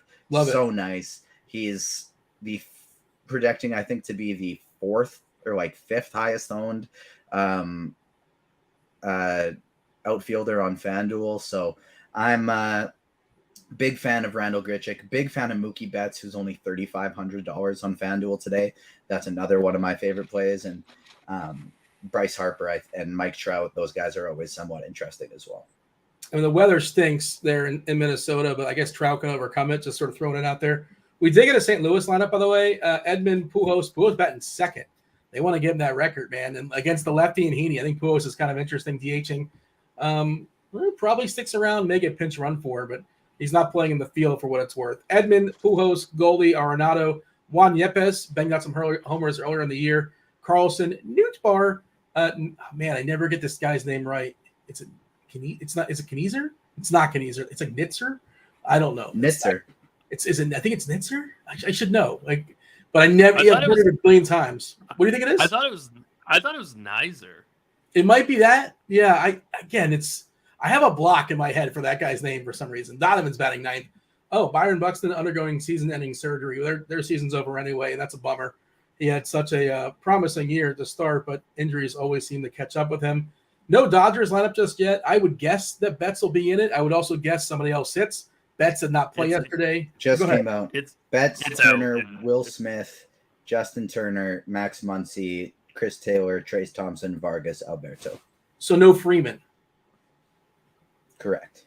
Betts, Turner, Smith, Turner, Muncy, Taylor, Thompson, Vargas, Alberto. No Freeman and no Bellinger, and no the other lefty, big dude that strikes out all the time. He's got plenty of power. Gallo. There you go. I took me a while to get there in my brain. You just got to. No, I know. All you had to say was big guy that strikes out all the time, and you just knew we were just like Gallo, obviously. He's going to take advantage of the shift next year, I'm told, allegedly. But it makes sense also. They're facing the lefty in Quintana. So, yeah, and Betts leading off. He's still really cheap on FanDuel, right? DK, full price. Is he still 3.5 on FanDuel? I think he is, right? Yes, 3.5 on FanDuel. That's his 3. Yeah, I mean, he's a great play. I had a really good team on FanDuel the other night, and I put Ohtani over Betts, and Ohtani was okay, but Betts hit a solo home run and really cost me that little bit. So that was disappointing. But yeah, Betts is a great play on FanDuel. Grichuk is my favorite outfield play. I know that he's going to be popping all over optimals. I know a bit popular, but I almost prefer him. I almost prefer playing more of him than playing Soto. I know that that's probably not what models would say, but I prefer Grichuk. I love, just going right back to Judge and Stanton. I've been playing Stanton a lot on FanDuel, and he's just been crushing. So I don't know what I'm gonna do with Profar. I'm guessing I'm probably gonna fade. Like, you're probably not supposed to play him, but I'm also probably gonna play him begrudgingly. You're probably not. Yeah. I mean, it's like, I don't know. It's just, I just think this San Diego team is gonna be so high owned. Like, I just can't see myself playing him. Because there's not, again, outside of them, it's like, what else is obvious? And it's not a lot. Colorado. I'd rather save $500 and play Cedric Mullins, to be honest with you, or $400. I'd rather save the $400, play Mullins. You're talking DK now, or you're talking DK, right? I'm talking FanDuel. Okay, yeah, Mullins is like 5-1 on DK, right? Right, yeah. I'm talking FanDuel. Mullins is 2,700, and I'd almost rather play him over Profar. I'd rather find the 200 and play Stanton over Profar. Do we have a winner? Did somebody win 2 weeks free of RG Premium in the Discord channel? Let's see. We do. Oh, Moki22 got a 1 week free. Shout out to Moki. And Makaman301. Devin is going to be contacting you all. Thanks for participating. Thanks for just clicking the enter button in the Discord channel. Not very difficult. Get yourself 1 week free of RG Premium. Devin will be contacting you both shortly. Congratulations. We'll play again next week. I imagine we'll be running it out. We do a couple times a week. Some questions in chat. We got about 5 minutes or so before the Crunch Time crew comes knocking on the door. Did you give your thoughts, Tim, as far as outfield? I know you gave some outfield thoughts in general, but did you give like the rundown or no? Well, I mean, if you're playing cash games, it's Soto and Grichuk for sure. I like Cedric Mullins on FanDuel quite a bit. I like Stanton as a tournament option quite a bit. I agree. Like, you could play like Yaz in tournaments and like your giant stacks. I like Connor Joe. His price is a lot better on FanDuel at 2,500, but he's okay at 4K on DK. I'm trying to think like what other pay up like to be contrarian. Like, if Yordan Alvarez is going to be forgotten today, then he might be the best tournament play on the slate. I think he kind of will. Yeah. I mean, I really wanted to. Yeah, I mean, the bat has him for 8%, so on DK. So I think that's a spectacular tournament play. Dean Kramer has like an unsustainable home run to fly ball ratio, and he has very, very low strikeouts. He does do a good job of limiting hard contact, but he's a big time candidate for regression. So I really wanted to get to the Astros more today, but with Kyle Tucker being out of the lineup, I've kind of given up on them. But Alvarez makes for a really good one-off, I think. TJ Bugsy in chat saying, homeowner's not paying attention. I presume he's talking about you. He needs a first baseman. Hook him up with a first base play. I know he wasn't here for first base, and yeah, we can chastise him, but we got a few minutes. Give me a favor. Yeah, well, we're always willing to help out the people if they specify the site, the format, but you need a first base play. Well, how about You know who was nice at first base was Justin Morneau, Canadian, back in the day. I don't think this is daily fantasy sports, TJ. We care about today and today only. Not if I don't know the type of first base he's looking for, how can I? He doesn't want Justin Morneau. Like, he's not in the player pool. He's gonna get 0. Well, I don't even know what player pool to look at. Don't even know what player pool to look at. You know what you could do? You could give him Brandon Drury, and maybe that's not a first baseman because that's only a second and third baseman. Can't give him Will Myers because maybe that's an outfielder. By the way, it's Kisner. Couldn't get there. It's Kisner? Yeah, Kisner. I never remember that. Do we care about the pitch count for Rodon? Are we concerned about the pitch count for Rodon? He got pulled pretty early his last start, and again, he hasn't pitched in 10 days, and they're going nowhere. Tim, is there a concern? I'm only concerned because there's better options. That's right. It's like I don't see, especially if we get Ohtani back in the mix, I don't see why you need to goof around with an unpredictable pitch count. That's why I like Bassett so much, because we know his pitch count is extremely solid. So even if he's not the highest strikeout guy, I know that he's going to be in there when he's got, 85 pitches at the end of the inning. He's coming back out. Rodon, probably not. So I see no reason for him. They're asking about Carlson. I mean, that's not my favorite Cardinal. You guys like Dylan Carlson at TJ? No, that would be one of the Cardinals I'd be leaving out of my stack. Yeah, that one doesn't seem. I know the Cardinals think they valued him more than Juan Soto apparently, but I'm not really going to be getting there for tonight's. Gridiron Beauty says they're going with Quan, Kemp, and Judge. One of those is not like the others. Quan, Kemp, and Judge. Do you like that outfield, Tim? No. You need Grichuk in there. Yeah, that sounds like it's a cash type lineup, and you need Grichuk in there. I'm concerned of what form that is, and I really would like to play him in a head-to-head. Sam's asking about large field tournaments for FanDuel. Carlson paired with Cole and Grichuk, spending up for Lindor, Alonso, and Arenado. I guess that's kind of a St. Louis and Mets stack with a little bit of Colorado sprinkled in. Carlson could be fine, but there's no real reason to love him tonight. I don't think. We didn't really talk about Jeffrey Springs. He's okay. I'm not picking on him. I just don't think he's necessary. Is kind of where I'm at. You got to take on Springs, Tim. Well, he's another guy that doesn't have a huge pitch count. I think the bat has him for 82 pitches. He's going up against Toronto, I believe, which is not a good matchup at all. I know that Springs is a good pitcher, but this isn't a good matchup. So it's just I don't see a reason for him. Chief Meteorologist Kevin Roth here. I just updated his article, and we're now down to yellow, Roth. You're getting more and more optimistic, huh? I just kind of all day felt like if they were going to postpone, and it would have been an early, don't get the fans out here kind of postponement. So, yeah, I think they're going to play. Oh, man, unbelievable. Hey, by the way, Cards is here. We had this conversation maybe 5, 6 years ago, 7 years ago. You may recall. It came up organically, SCL, in the conversation, Justin Morneau. When you think of Justin Morneau, you think of Joe Mauer. When you think of Joe Mauer, you remember SDL Cards is the very last person ever to win a GPP with Joe Mauer in the lineup. Do you remember this? No, I don't. And I miss not having the crossover between shows because I got to warn you guys, I'm on about 25% voice capacity here. So anyone who laughs at me during the show owes me $10 every time, and I'm going to be rich by the end of the show. Right. But yeah, that's why Cheese had to fill in for me yesterday. I had zero voice yesterday. We're back to about 30-40% right now, but I kind of vaguely remember this, but I don't remember details.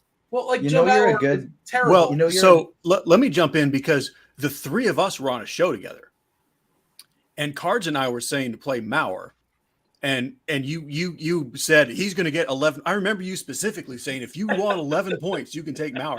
That's what you 11 points. This was 6 years ago. I remember you saying that, and Cards wins. I think it was like 50K with a Mauer lineup. It was absolutely beautiful. You know you're a good DFS player when everyone else remembers your wins better than you do.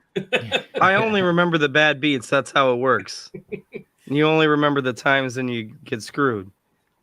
If you wanted 12 points, though, you can't play Mauer. He would not get you 12. He could get you 11. He could eke his way to 11. Well, now I need to know how many points he got that day. That I don't remember. Dave it was probably 11. It was probably 11, which was plenty. Well, yeah, egg on my face. I didn't realize that I besmirched them. I guess, though, that the hex is real. I have the ability to mush players inversely. And there you go, STL. You used them, and I was like, yeah, I kind of laughed at the idea of playing Mauer in a tournament because, you know, he had no upside at the end of his career. Hey, Dave, I found your tweet. Oh, go for it. I found it. What do you got? I also rostered Gorkis Hernandez that night. But I can't find the full lineup. Gorkis Hernandez took you home. I mean, getting Gorkis and Mauer in the same lineup, obviously you won. Then you replied with congrats on being the last person to ever win a GPP with Joe Mauer. See? And I don't think it's ever happened since. It's May 22nd of 2017. The ridiculous things you remember. Roth, the people are going to want a more elaborate weather forecast as far as what's going on in Minnesota. TJ, Tim, you got anything else for the boys before you step aside and get out of here? No, I need the weather report too, and I want to hear what these guys have to say, so let's get out of here. On behalf of TJ and Tim, we do appreciate y'all watching the first portion of the Crunch Time show. You got Chief Meteorologist Kevin Roth to let you know what's going on in Minnesota, anywhere else that the weather may be lurking. And you also got 35% of STL card and 100%, 110% after that Cleveland win last night of Dave Potts. Roth, take it over. Appreciate it, Dino, as always. Welcome to it, fam. This is indeed Crunch Time, and yes, it is sponsored by Fanduel. If you're in a legal sports betting state, you got to get that awesome bonus offer, the no-sweat first bet up to 1K. Terms and conditions do apply. Shout out to our sponsor, getting this program on for free for you. The only thing we ask is that you hit that like button. We don't want your money. We just want the like button. It's that easy. It's that simple. These guys, though, they're going to take your money because all they do is build GPP winning lineups. Hopefully help you do it as well. We got one. Cheese is good. Dave Potts, what's happening, Cheese? You know, the Browns are all alone in first place, as you would expect, and as will probably for the rest of all of our lifetimes be seen. So just get used to it, folks. And I'm doing great, obviously. Yeah, I think that's the likely outcome. I think you're right. They will be they're number one forever. You're still riding the high because yesterday you were eked. You were like out of control. It is so glorious. I mean, beating the Steelers is such a glorious thing. I mean, I love it. And the fact that the Steelers are just terrible. Like, you know, the Steelers are having a bad year, which is fantastic. Even Cards can get behind that one. So good for that. We do have Cards as well. Cards, you're a trooper, man. You do not sound great. And that's putting it kindly. I would not be on the show if I were in your position, but kudos to you, man. Well, I had to duck out yesterday, and I didn't want to do it 2 days in a row, but I give you the authority to go to Cheese first on every position, and then I can just fill in. I truthfully don't feel as bad as I sound today. I feel better, but yes, obviously I'm not having as great a day as Cheese, who also got an extra piece of chicken. Hey, Cheese, did Cards sound crazy to you? Yeah, like I was wondering if that was me or you. Okay, like, Cards, I was we're wondering kinda if hearing that you. was You're not my muted. internet. It's not Cards. the 5:30 muting, but it's the 5:30 robot Cards. I've got good news for you, Cards. Hopefully your mic is so bad that you just have to quit. Like, you showed that you tried. You're like, no, I showed up for work. I just can't do it. Something's wrong. So we'll see if we can get that fixed in the meantime. He about sounded like his Ravens D-backs trying to cover Ty Hill and Waddle. Is that any better? Like an audio example of what happened there. We're getting a little better. We'll see. Quick weather update for you guys here. Minnesota's the big one. And is Ohtani pitching? Is that why? That explains why people care. It's an ugly day. And in the morning, I was like, well, it's ugly. It's wet. They might just not try to play. But we've gotten to this point, and now I think they're going to try to play. And thus, I think they will succeed in playing. And I think there's a decent chance that they don't have to delay. It's going to rain. There's going to be some rain. But I don't think if they make that choice to play, and that's what I'm expecting right now, I don't think the rain ever gets heavy enough for them to have to stop playing. And I think it would behoove them to just try to finish the game. You don't want to pause in the middle of crappy, wet, cold weather and just prolong the misery for everyone. So I think they're just going to try to play it out wet and cold and a little bit breezy. which means I'm not saying Ohtani is safe. In fact, like even put away the air quotes. Like I'm not saying he's safe, air quotes or no air quotes, but I think it probably works out. I mean, that is more than enough for me. Like he's really not the cash guy anyway. Okay, that's good. And I actually love that all this is going to do is like he was already kind of the lowest owned of what I'm calling the 4 aces, maybe even more than 4. And this probably lowers it more. I absolutely love him, and I'm just going to play him like he's playing. Wow, I did not expect him to be like the 5th most expensive guy and like one of 5 aces on the slate. That really it's such a weird slate. Yeah, with Cole, Rodon, Nola, even more with like Bassett and Giolito, and so like he's kind of a bit of a leftover anyway. Absolutely fantastic. Great. That is good leftovers. That's like I don't know what's really good leftovers. Stir fry or something. I don't know.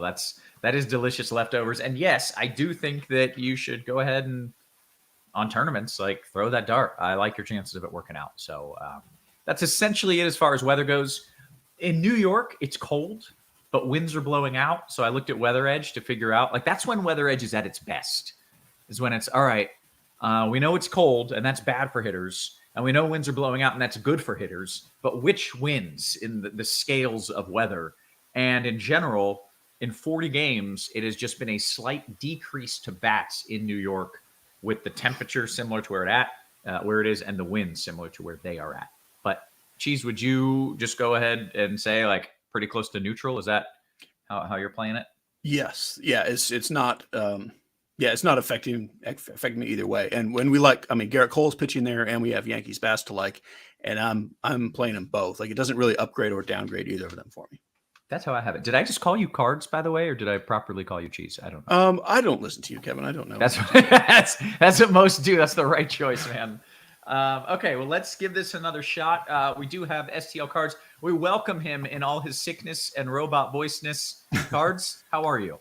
Man, I don't need any more problems. Oh, no. No, it works. That's the problem for you. It works fine. I was honestly hoping for your sake it would sound garbled and I could tell you. It actually did do the auto mute right at 5:30, like it does sometimes, and then it went robo mic right after that. But we've got 11 minutes before you mute again, so we'll go to. That's right. Usually, it only does it like once an hour, so hopefully, I'm good there. Other than how the voice holds up, but Cheese did a great job breaking down the pitching. I think it'll be interesting where the Ohtani ownership ends up landing. I think Bassett's pretty safe. He's better on DraftKings though. And I like Rodon a little better than most. Obviously, there's risk with, the Giants being careful with him. But even in the last 3 starts where he's only pitched 5 or 6 innings, he still has like 29 or 27 strikeouts his last 16 innings. So Rodon is certainly in play for GPPs as well. I'm off Giolito, man. Every time Giolito is chalk and he's facing a bad team, he sucks. He's been terrible all year. I don't get it. I know he's cheap at 7,700 on DK. I suppose you can do it over there, but even there, I mean, I'd probably take a chance on even like a Brady Singer against Seattle in GPPs. I don't love playing Giolito as chalk, and it has hardly worked out all year. So Cole and Nola and Rodon, I mean, you can easily on DK, you can build double ace lineups tonight and take some of the value bats, and I think that makes sense as well. Okay. Are you playing anyone cheap? I mean, you mentioned you don't like Giolito, and you didn't mention anyone that I noted other than aces. Are you? Yeah, I mean, I think you can play Singer, who is fairly cheap. Like Singer and Springs are in the 8Ks. Maybe you can play Cody Morris if you want to go super punty on DraftKings. But like, even if you want to play a few San Diego bats, there's like some 2K options you can play on DK. There's just such a higher floor and ceiling for all these top arms tonight that, I don't think you need to go down to Urquidy or Giolito. Okay. All right. Great. Cheese, let's get your take here on pitcher. You kind of discussed ownership in general, but I want, your favorite, what you think is the best plays, cash and tournament as well. You may as well just play Cole in cash. I have really no conviction at all between the top 4, but it is a top 4 for me: Cole, Nola, Otani, Rodon. Bassett is really right there with them. I wouldn't argue with you if you had Bassett mixed in. I have a couple of Bassett's on DK. Because Oakland sucks, right? Just to be clear. Yeah, it's a very good pitcher in Oakland. And that like if we didn't have the aces, he would be mega chalk and I would feel fine about it. And like this pitching is so great. For me, Giolito is only a DK consideration. I do not have any need to mess with the cheap pitching on FanDuel. It's just not needed. And it's different on a one pitcher site. Like one of these aces is going for a big game, probably more than one, but definitely one. Yeah.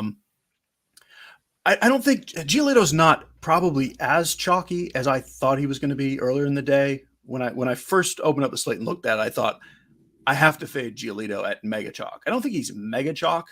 I think he's definitely the chalky mid-tier guy. But there's going to be a lot of double aces. So I don't mind Giolito. The random cheap guy that I'm playing is Louis Varland. He's opposing Otani, so he also has that weather to deal with.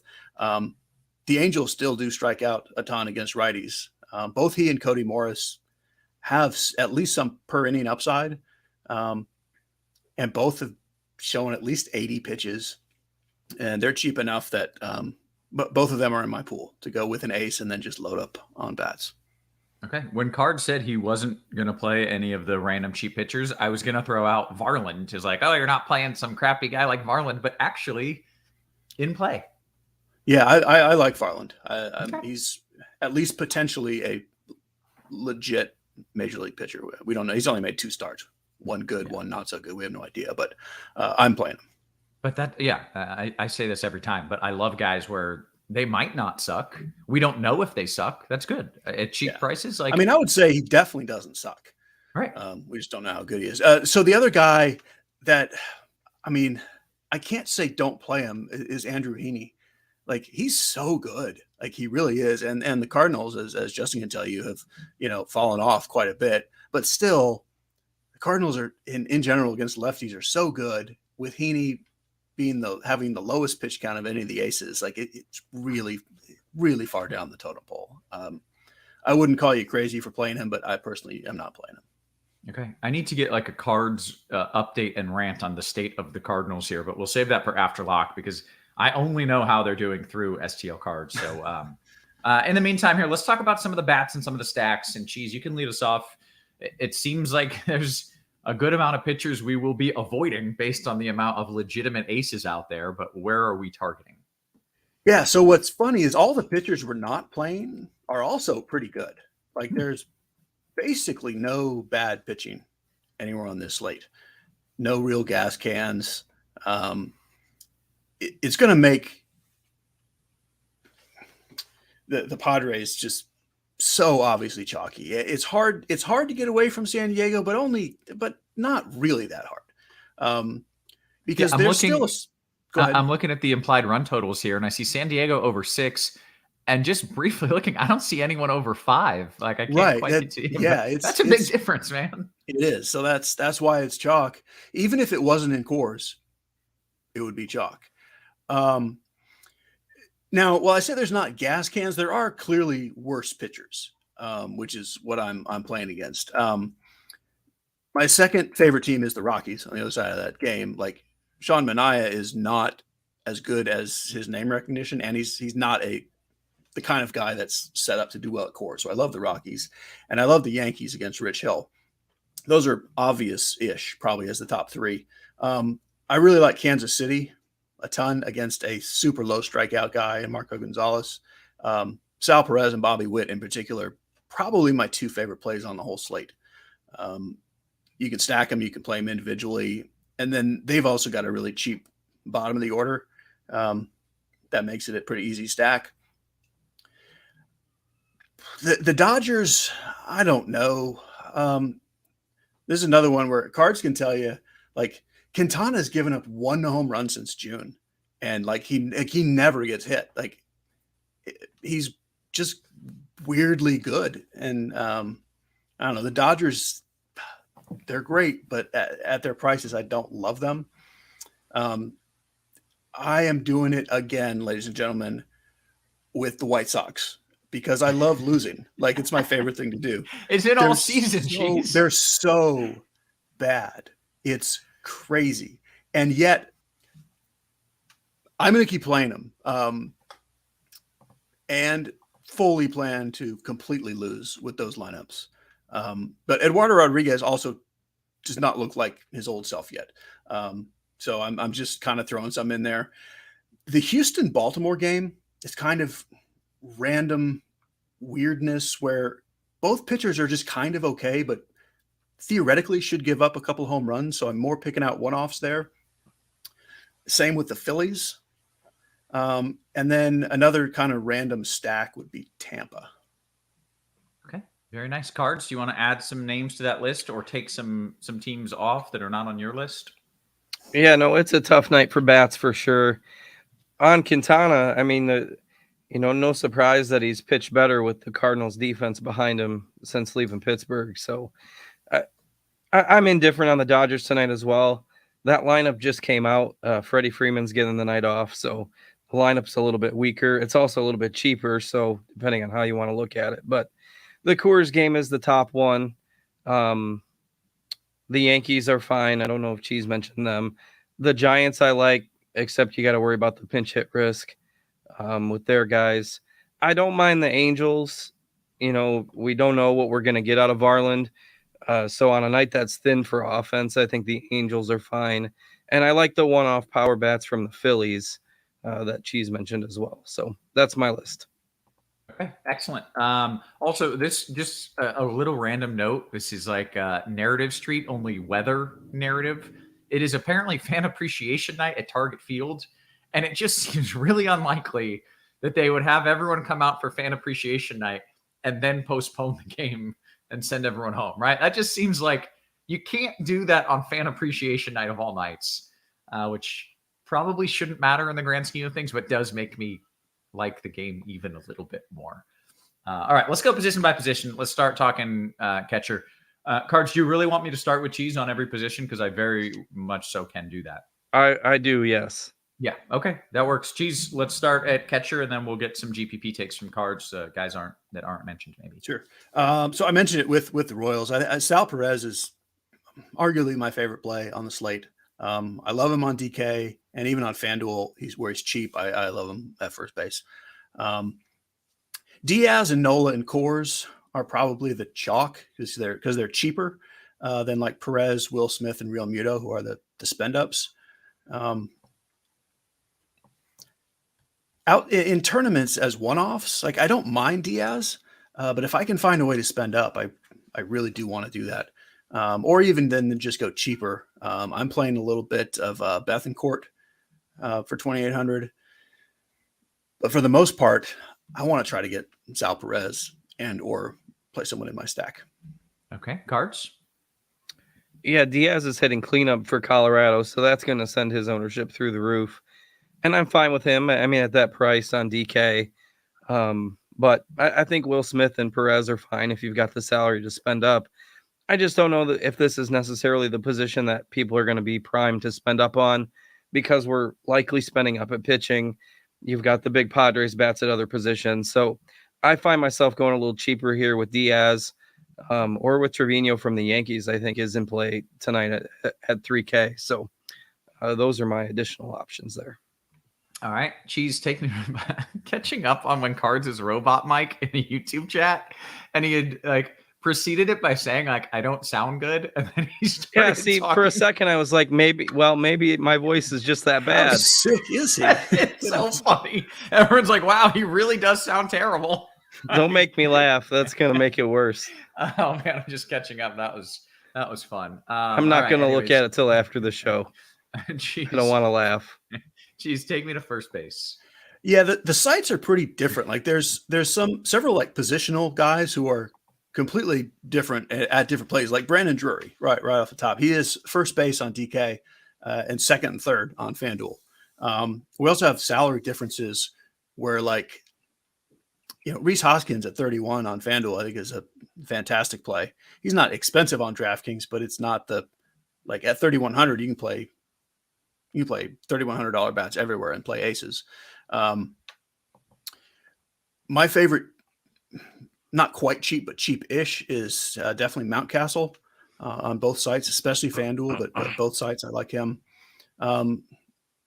Will Myers is DK first base and 3,200. He's not one of my 5 favorite Padres, so that makes me not love him. Pete Alonso for a 1% owned guy that can hit 7 home runs. I think that's worth a shot. I mean, however many at-bats he gets, that's how many home runs he can hit, even in Oakland. Yeah. And that's what I mostly like. I guess Michael Toglia, he's only first base on FanDuel. I'm thinking of him as an outfielder more. Because on FanDuel, when I'm playing him, he's in the util spot, but he is first base on both sides. Very nice. Okay, Cards, first base. Yeah, depending on site because of the eligibility there with Myers and Drury for the Padres on DK. You've got Connor Joe at first base on FanDuel on the Colorado side. I think Wilmer Flores is in play as well. So the one I'd throw in there is maybe Josh Naylor. It's not the greatest matchup, but on a night where there's not a ton of pitching, and this Cleveland team, man, they just continue. For all the White Sox disappointment, Cleveland continues to win, and they're going to be in the playoffs, and they're never owned like ever. And Naylor's hitting cleanup for a team that's going to win their division. He's 3K on FanDuel, so somebody you can throw in there. Aranda is leading off again for Tampa. He's first base on DraftKings, and he's 2,600. So again, another position where you can probably go cheap if you want to, because that's going to help you spend at like third base and outfield where you're really going to want to do that tonight. Okay, very good. Cheese, take me to second, please. Yeah, so Cards mentioned Aranda at first base. I was saving him for second because I'm not playing him at first, but for a cheap DraftKings play, he's definitely my go-to guy. Cronenworth is the obvious chalk. He is not overpriced. You can fit him pretty easily. And he's one of those guys. I really don't mind him as a one-off. I don't think you have to be stacking San Diego to play him. But I'm happy enough with Aranda that I don't mind punting at second. This is kind of where my builds are leaning. I would rather get Sal Perez or, like Realmuto or Smith and go cheap at second. I don't know if that's the common build, but that's leaving me, pretty much out on Altuve and Semien. I'm fine with them, sure. But I like Cronenworth more and he's cheaper. Or I'd rather just go to like Gleyber Torres in the middle. And then again on FanDuel, Drury is second base.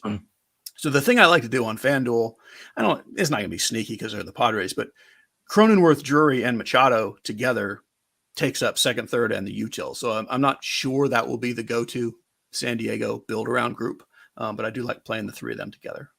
Very good. Cards, third base. Second base. Yeah, not much to add. I love Cronenworth as well.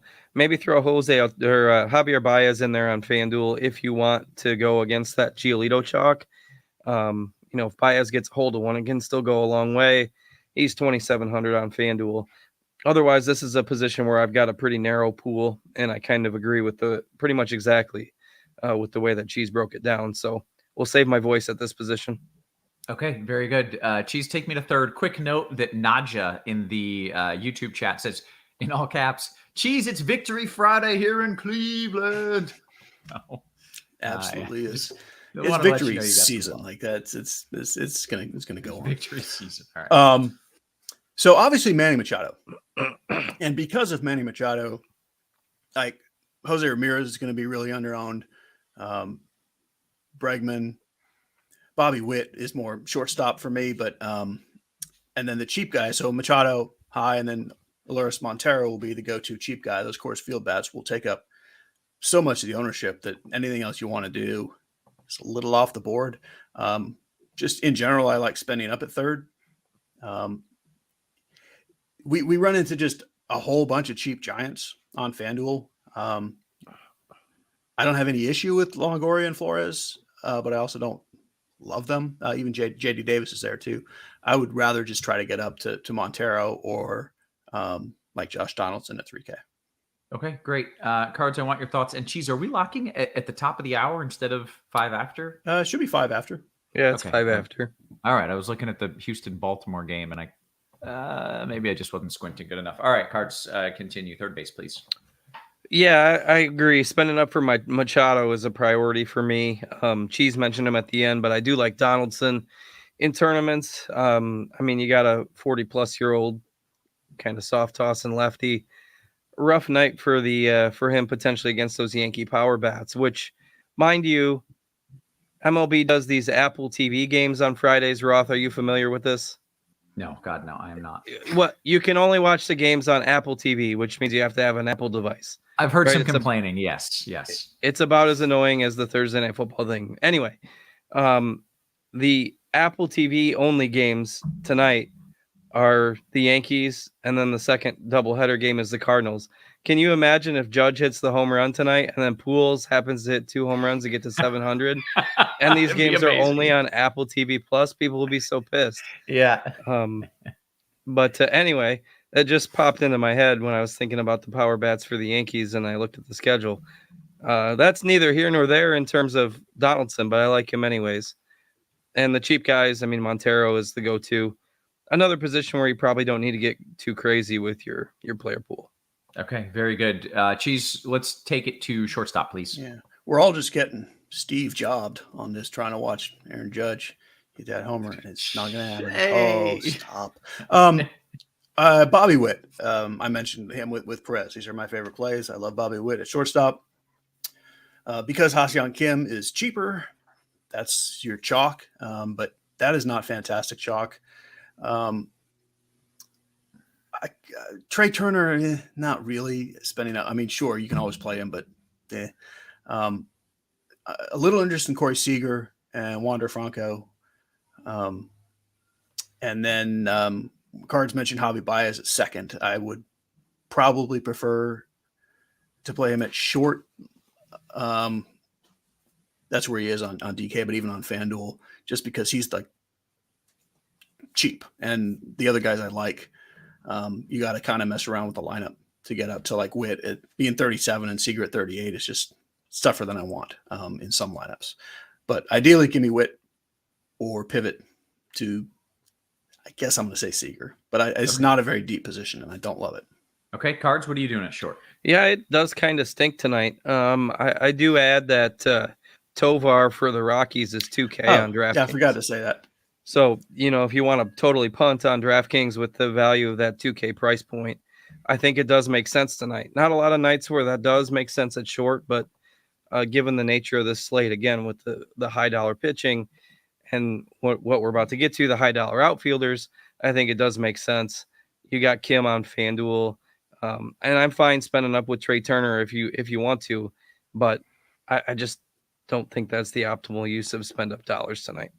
Very good. Okay, let's go to the outfield. Cheese, you can lead us off. And Yordan Alvarez, my bomb call of the day.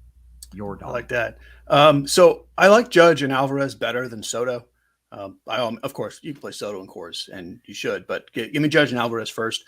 Profar being so much cheaper and leading off, he's kind of the guy I would prioritize in cash.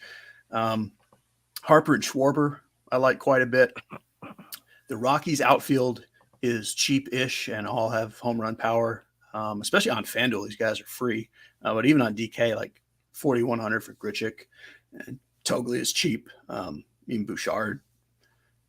All these guys are great and cheap. I think probably the go-to build is one or two expensive guys and then kind of skip the mid-tier and go down to the cheap stuff. On DK mostly, like FanDuel, where Stanton's 3,300 and Schwarber's 35 and Profar's 31. The chalk build is like three of those mid-tier guys. Very good. Okay, Cards, anything you want to add there in the outfield? Yeah, plenty of good options here. I mean, I think you pick your favorite spend up between Soto and Judge. There's a pretty big price difference, though. Like on FanDuel, Soto's 4,300, Judge is 5,400. And that just makes it tough with Soto and Coors. I mean, I know the Judge story is great. On DK, the price difference is 800. So to me, it's Soto as the preferred spend up. Profar, particularly on DraftKings, there 3,700 is probably my second favorite, along with Grichuk. I do like we haven't really mentioned a lot of them individually, and I missed Alec Boehm at third, but the Phillies power bats against Odorizzi, in his career, he's been worse with the power splits against righties. but I still think you can play these lefties for the Phillies, Harper and Schwarber as one-off plays. Really good tournament options against a fly ball pitcher, and on a night where not a lot of people are playing them. So those are a few to add. Okay, excellent. Let's get to some QQs. And the first one I saw, actually, this one came from the YouTube chat, but they always ask it anyways. Mike says, hey, one stack to win a 3-entry 100-person tournament on FanDuel. Or you can just take that as the normal question. One stack to win it all. Cheese? Well, that one he mentioned is a smaller field where you don't have to be as sneaky. I would say the Yankees in that one. Okay. You got another? My next one in something bigger would be the Royals. Okay, very good. Cards? Yeah, like the Yankees as well. I agree. We'll make that a sweep. Maybe with San Francisco as option 2. Okay, very nice. I'm going to scroll up and take a few QQs, and let's get to it here. Aside, FanDuel Cash, Stanton Kim or Machado and JP Crawford? Cheese, that's for you. Stanton and Kim. Very nice. Speaking of stacking the Yankees, Jay says, cards, better mini stack, Kansas City or Baltimore. Parentheses, Urquidy has been abysmal. DK single entry. Yeah, if anybody's read my articles on the weekends, I've gone on a lot of rants about how Urquidy pretty much just stinks. He's basically just Lucas Giolito with a different name. He's not very good. I don't know why people always play Urquidy. And I've gotten off on this tangent. I'm glad he's pitching today, so I didn't have to write about this tomorrow. But Baltimore is perfectly viable as a stack.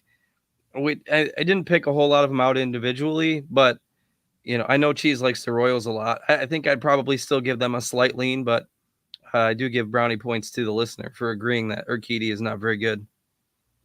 Okay, very good. 2v2 FanDuel Cash. Cheese coming to you. Cronenworth and Longo Dongo or Drury and your boy Aranda? Drury Aranda. Let's see. Achilles says raw DK points, Cole or Otani. Cards, that's for you. P.S. Any issue with Otani and Cash? I mean, I think raw points, I'm still going to lean to Cole, but if the ownership stays where it's at, give me Otani at a third of the ownership in tournaments. But like in Cash, I still think Cole is probably the play.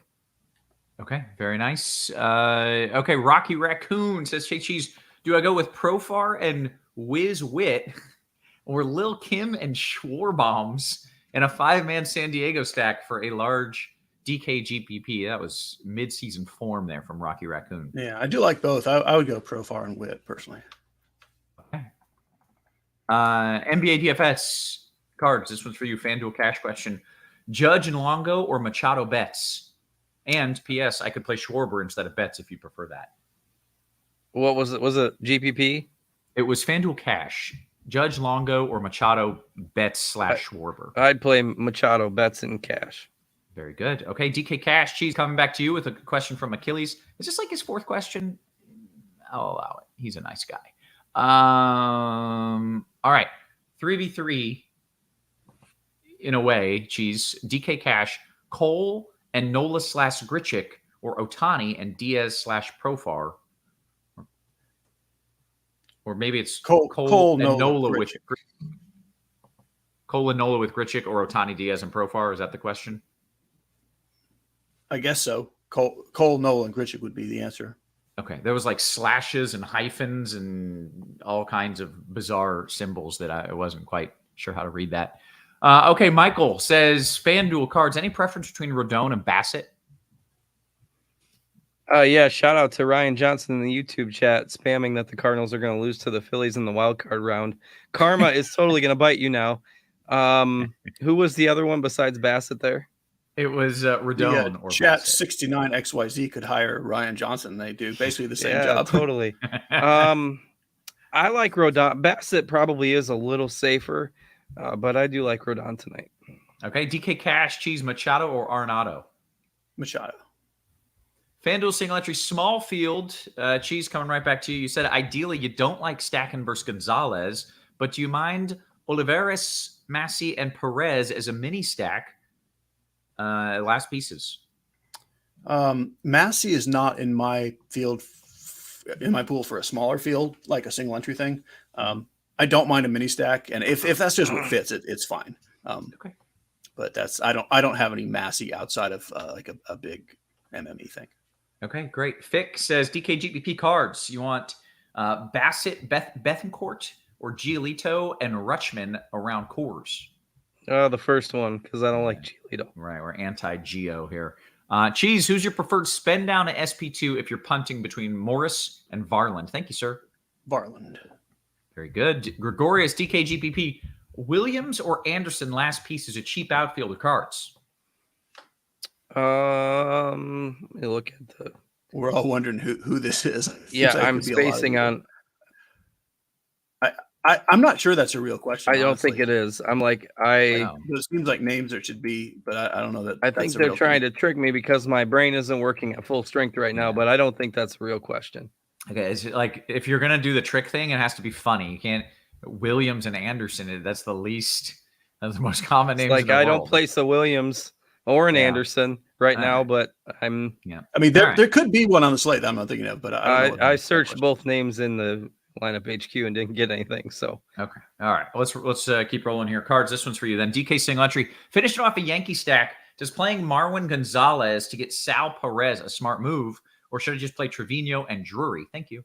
I'd go Trevino and Drury. I like Trevino a good bit tonight. Okay. NBA DFS says, did you just say I like Trevino a good bit tonight? I did. Why? Because the next question was about Trevino, so we can check that one off the list as well. DK Cash Cheese, this is coming to you from Achilles. Nola Grichuk or Diaz Profar?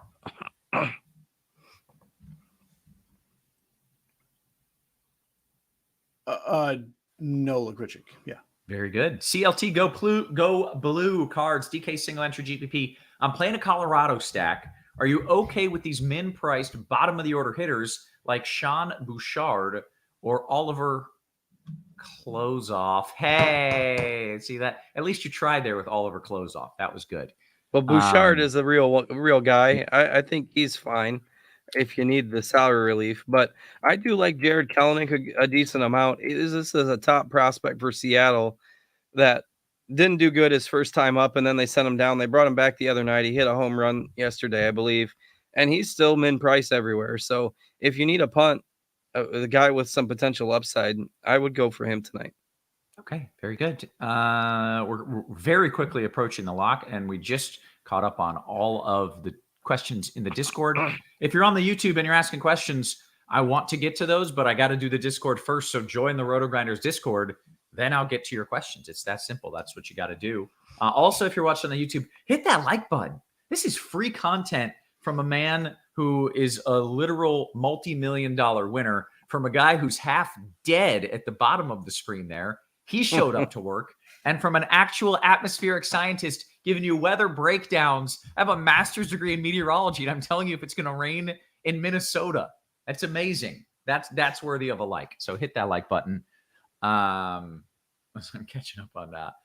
Let's see. Oh, somebody asked if I got any of the Chunky Monkey ice cream. I have not. Is that what it's called? Cheese? So Monkey? I think they're misremembering. The question was, do you prefer Chunky Monkey or Americone Dream? And we said Americone Dream, and you said you were going to try that. So I think they're thinking back to that conversation. You said you might want to try Americone Dream. I do want to try Americone Dream. I don't know. I guess I'm not an exotic ice cream guy because I know neither Americone Dream nor Chunky Monkey. I'm familiar with Chunky Monkey. Chunky Monkey is a fairly common, popular one. Like Cherries Garcia and Chunky Monkey were kind of their first two, like when everybody was first finding out about Ben and Jerry's. I see.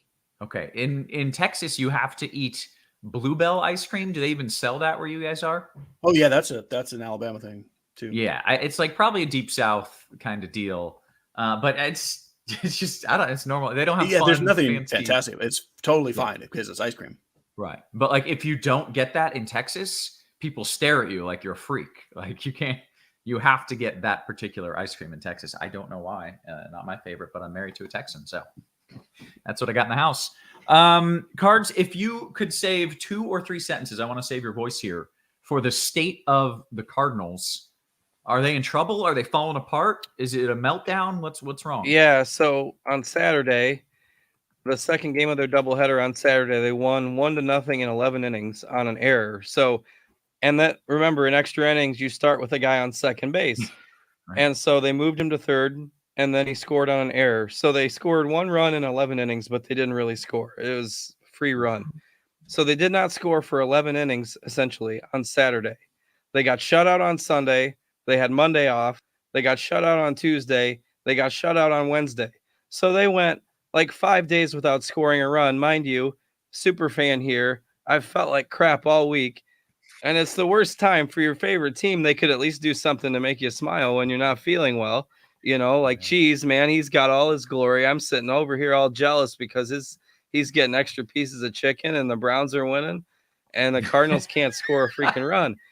So they went. It's not your day. I mean, I definitely feel bad for you right now. So for that period between Sunday or Saturday and Wednesday, they went 45 innings without scoring an earned run.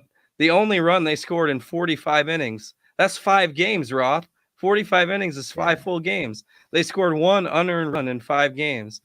And then they still managed to win 1 game, 1-0. But and then they won yesterday.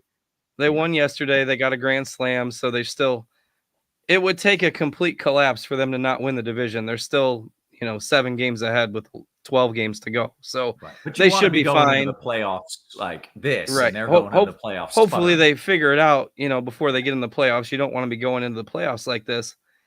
But this is what they did in 2006. They had an 8-game lead. Houston cut it all the way down to 1. It was when Houston was still in the National League. They had an 8-game lead with like 12 to go. Houston cut it all the way down to 1, and everyone was freaking out. And then the Cardinals ended up winning the World Series. So you truthfully never know, but it is frustrating when you go 5 games without scoring a run. It's like, can we just get one or 2 runs would be great. But yeah. So a rough week for them, but rough week for me. But whatever. It's life goes on. Okay, well, I'm pulling for you, and I'm pulling for your cards as well. Cheese, you're already living the dream, man. So you just keep doing free what you're chicken. doing. I mean, free chicken. That's really an extra chicken. That's about. Amazing. That tweet really did make me smile. So I appreciate that. That was funny. And that was a good tweet. And thanks to Cheese again for filling in for me yesterday. Obviously, yesterday I was complete squeak chicken voice. So we're at least at half capacity now, and hopefully better by tomorrow morning for the college football. So check that out.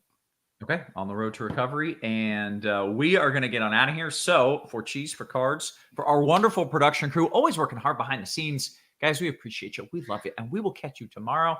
You have been crushed.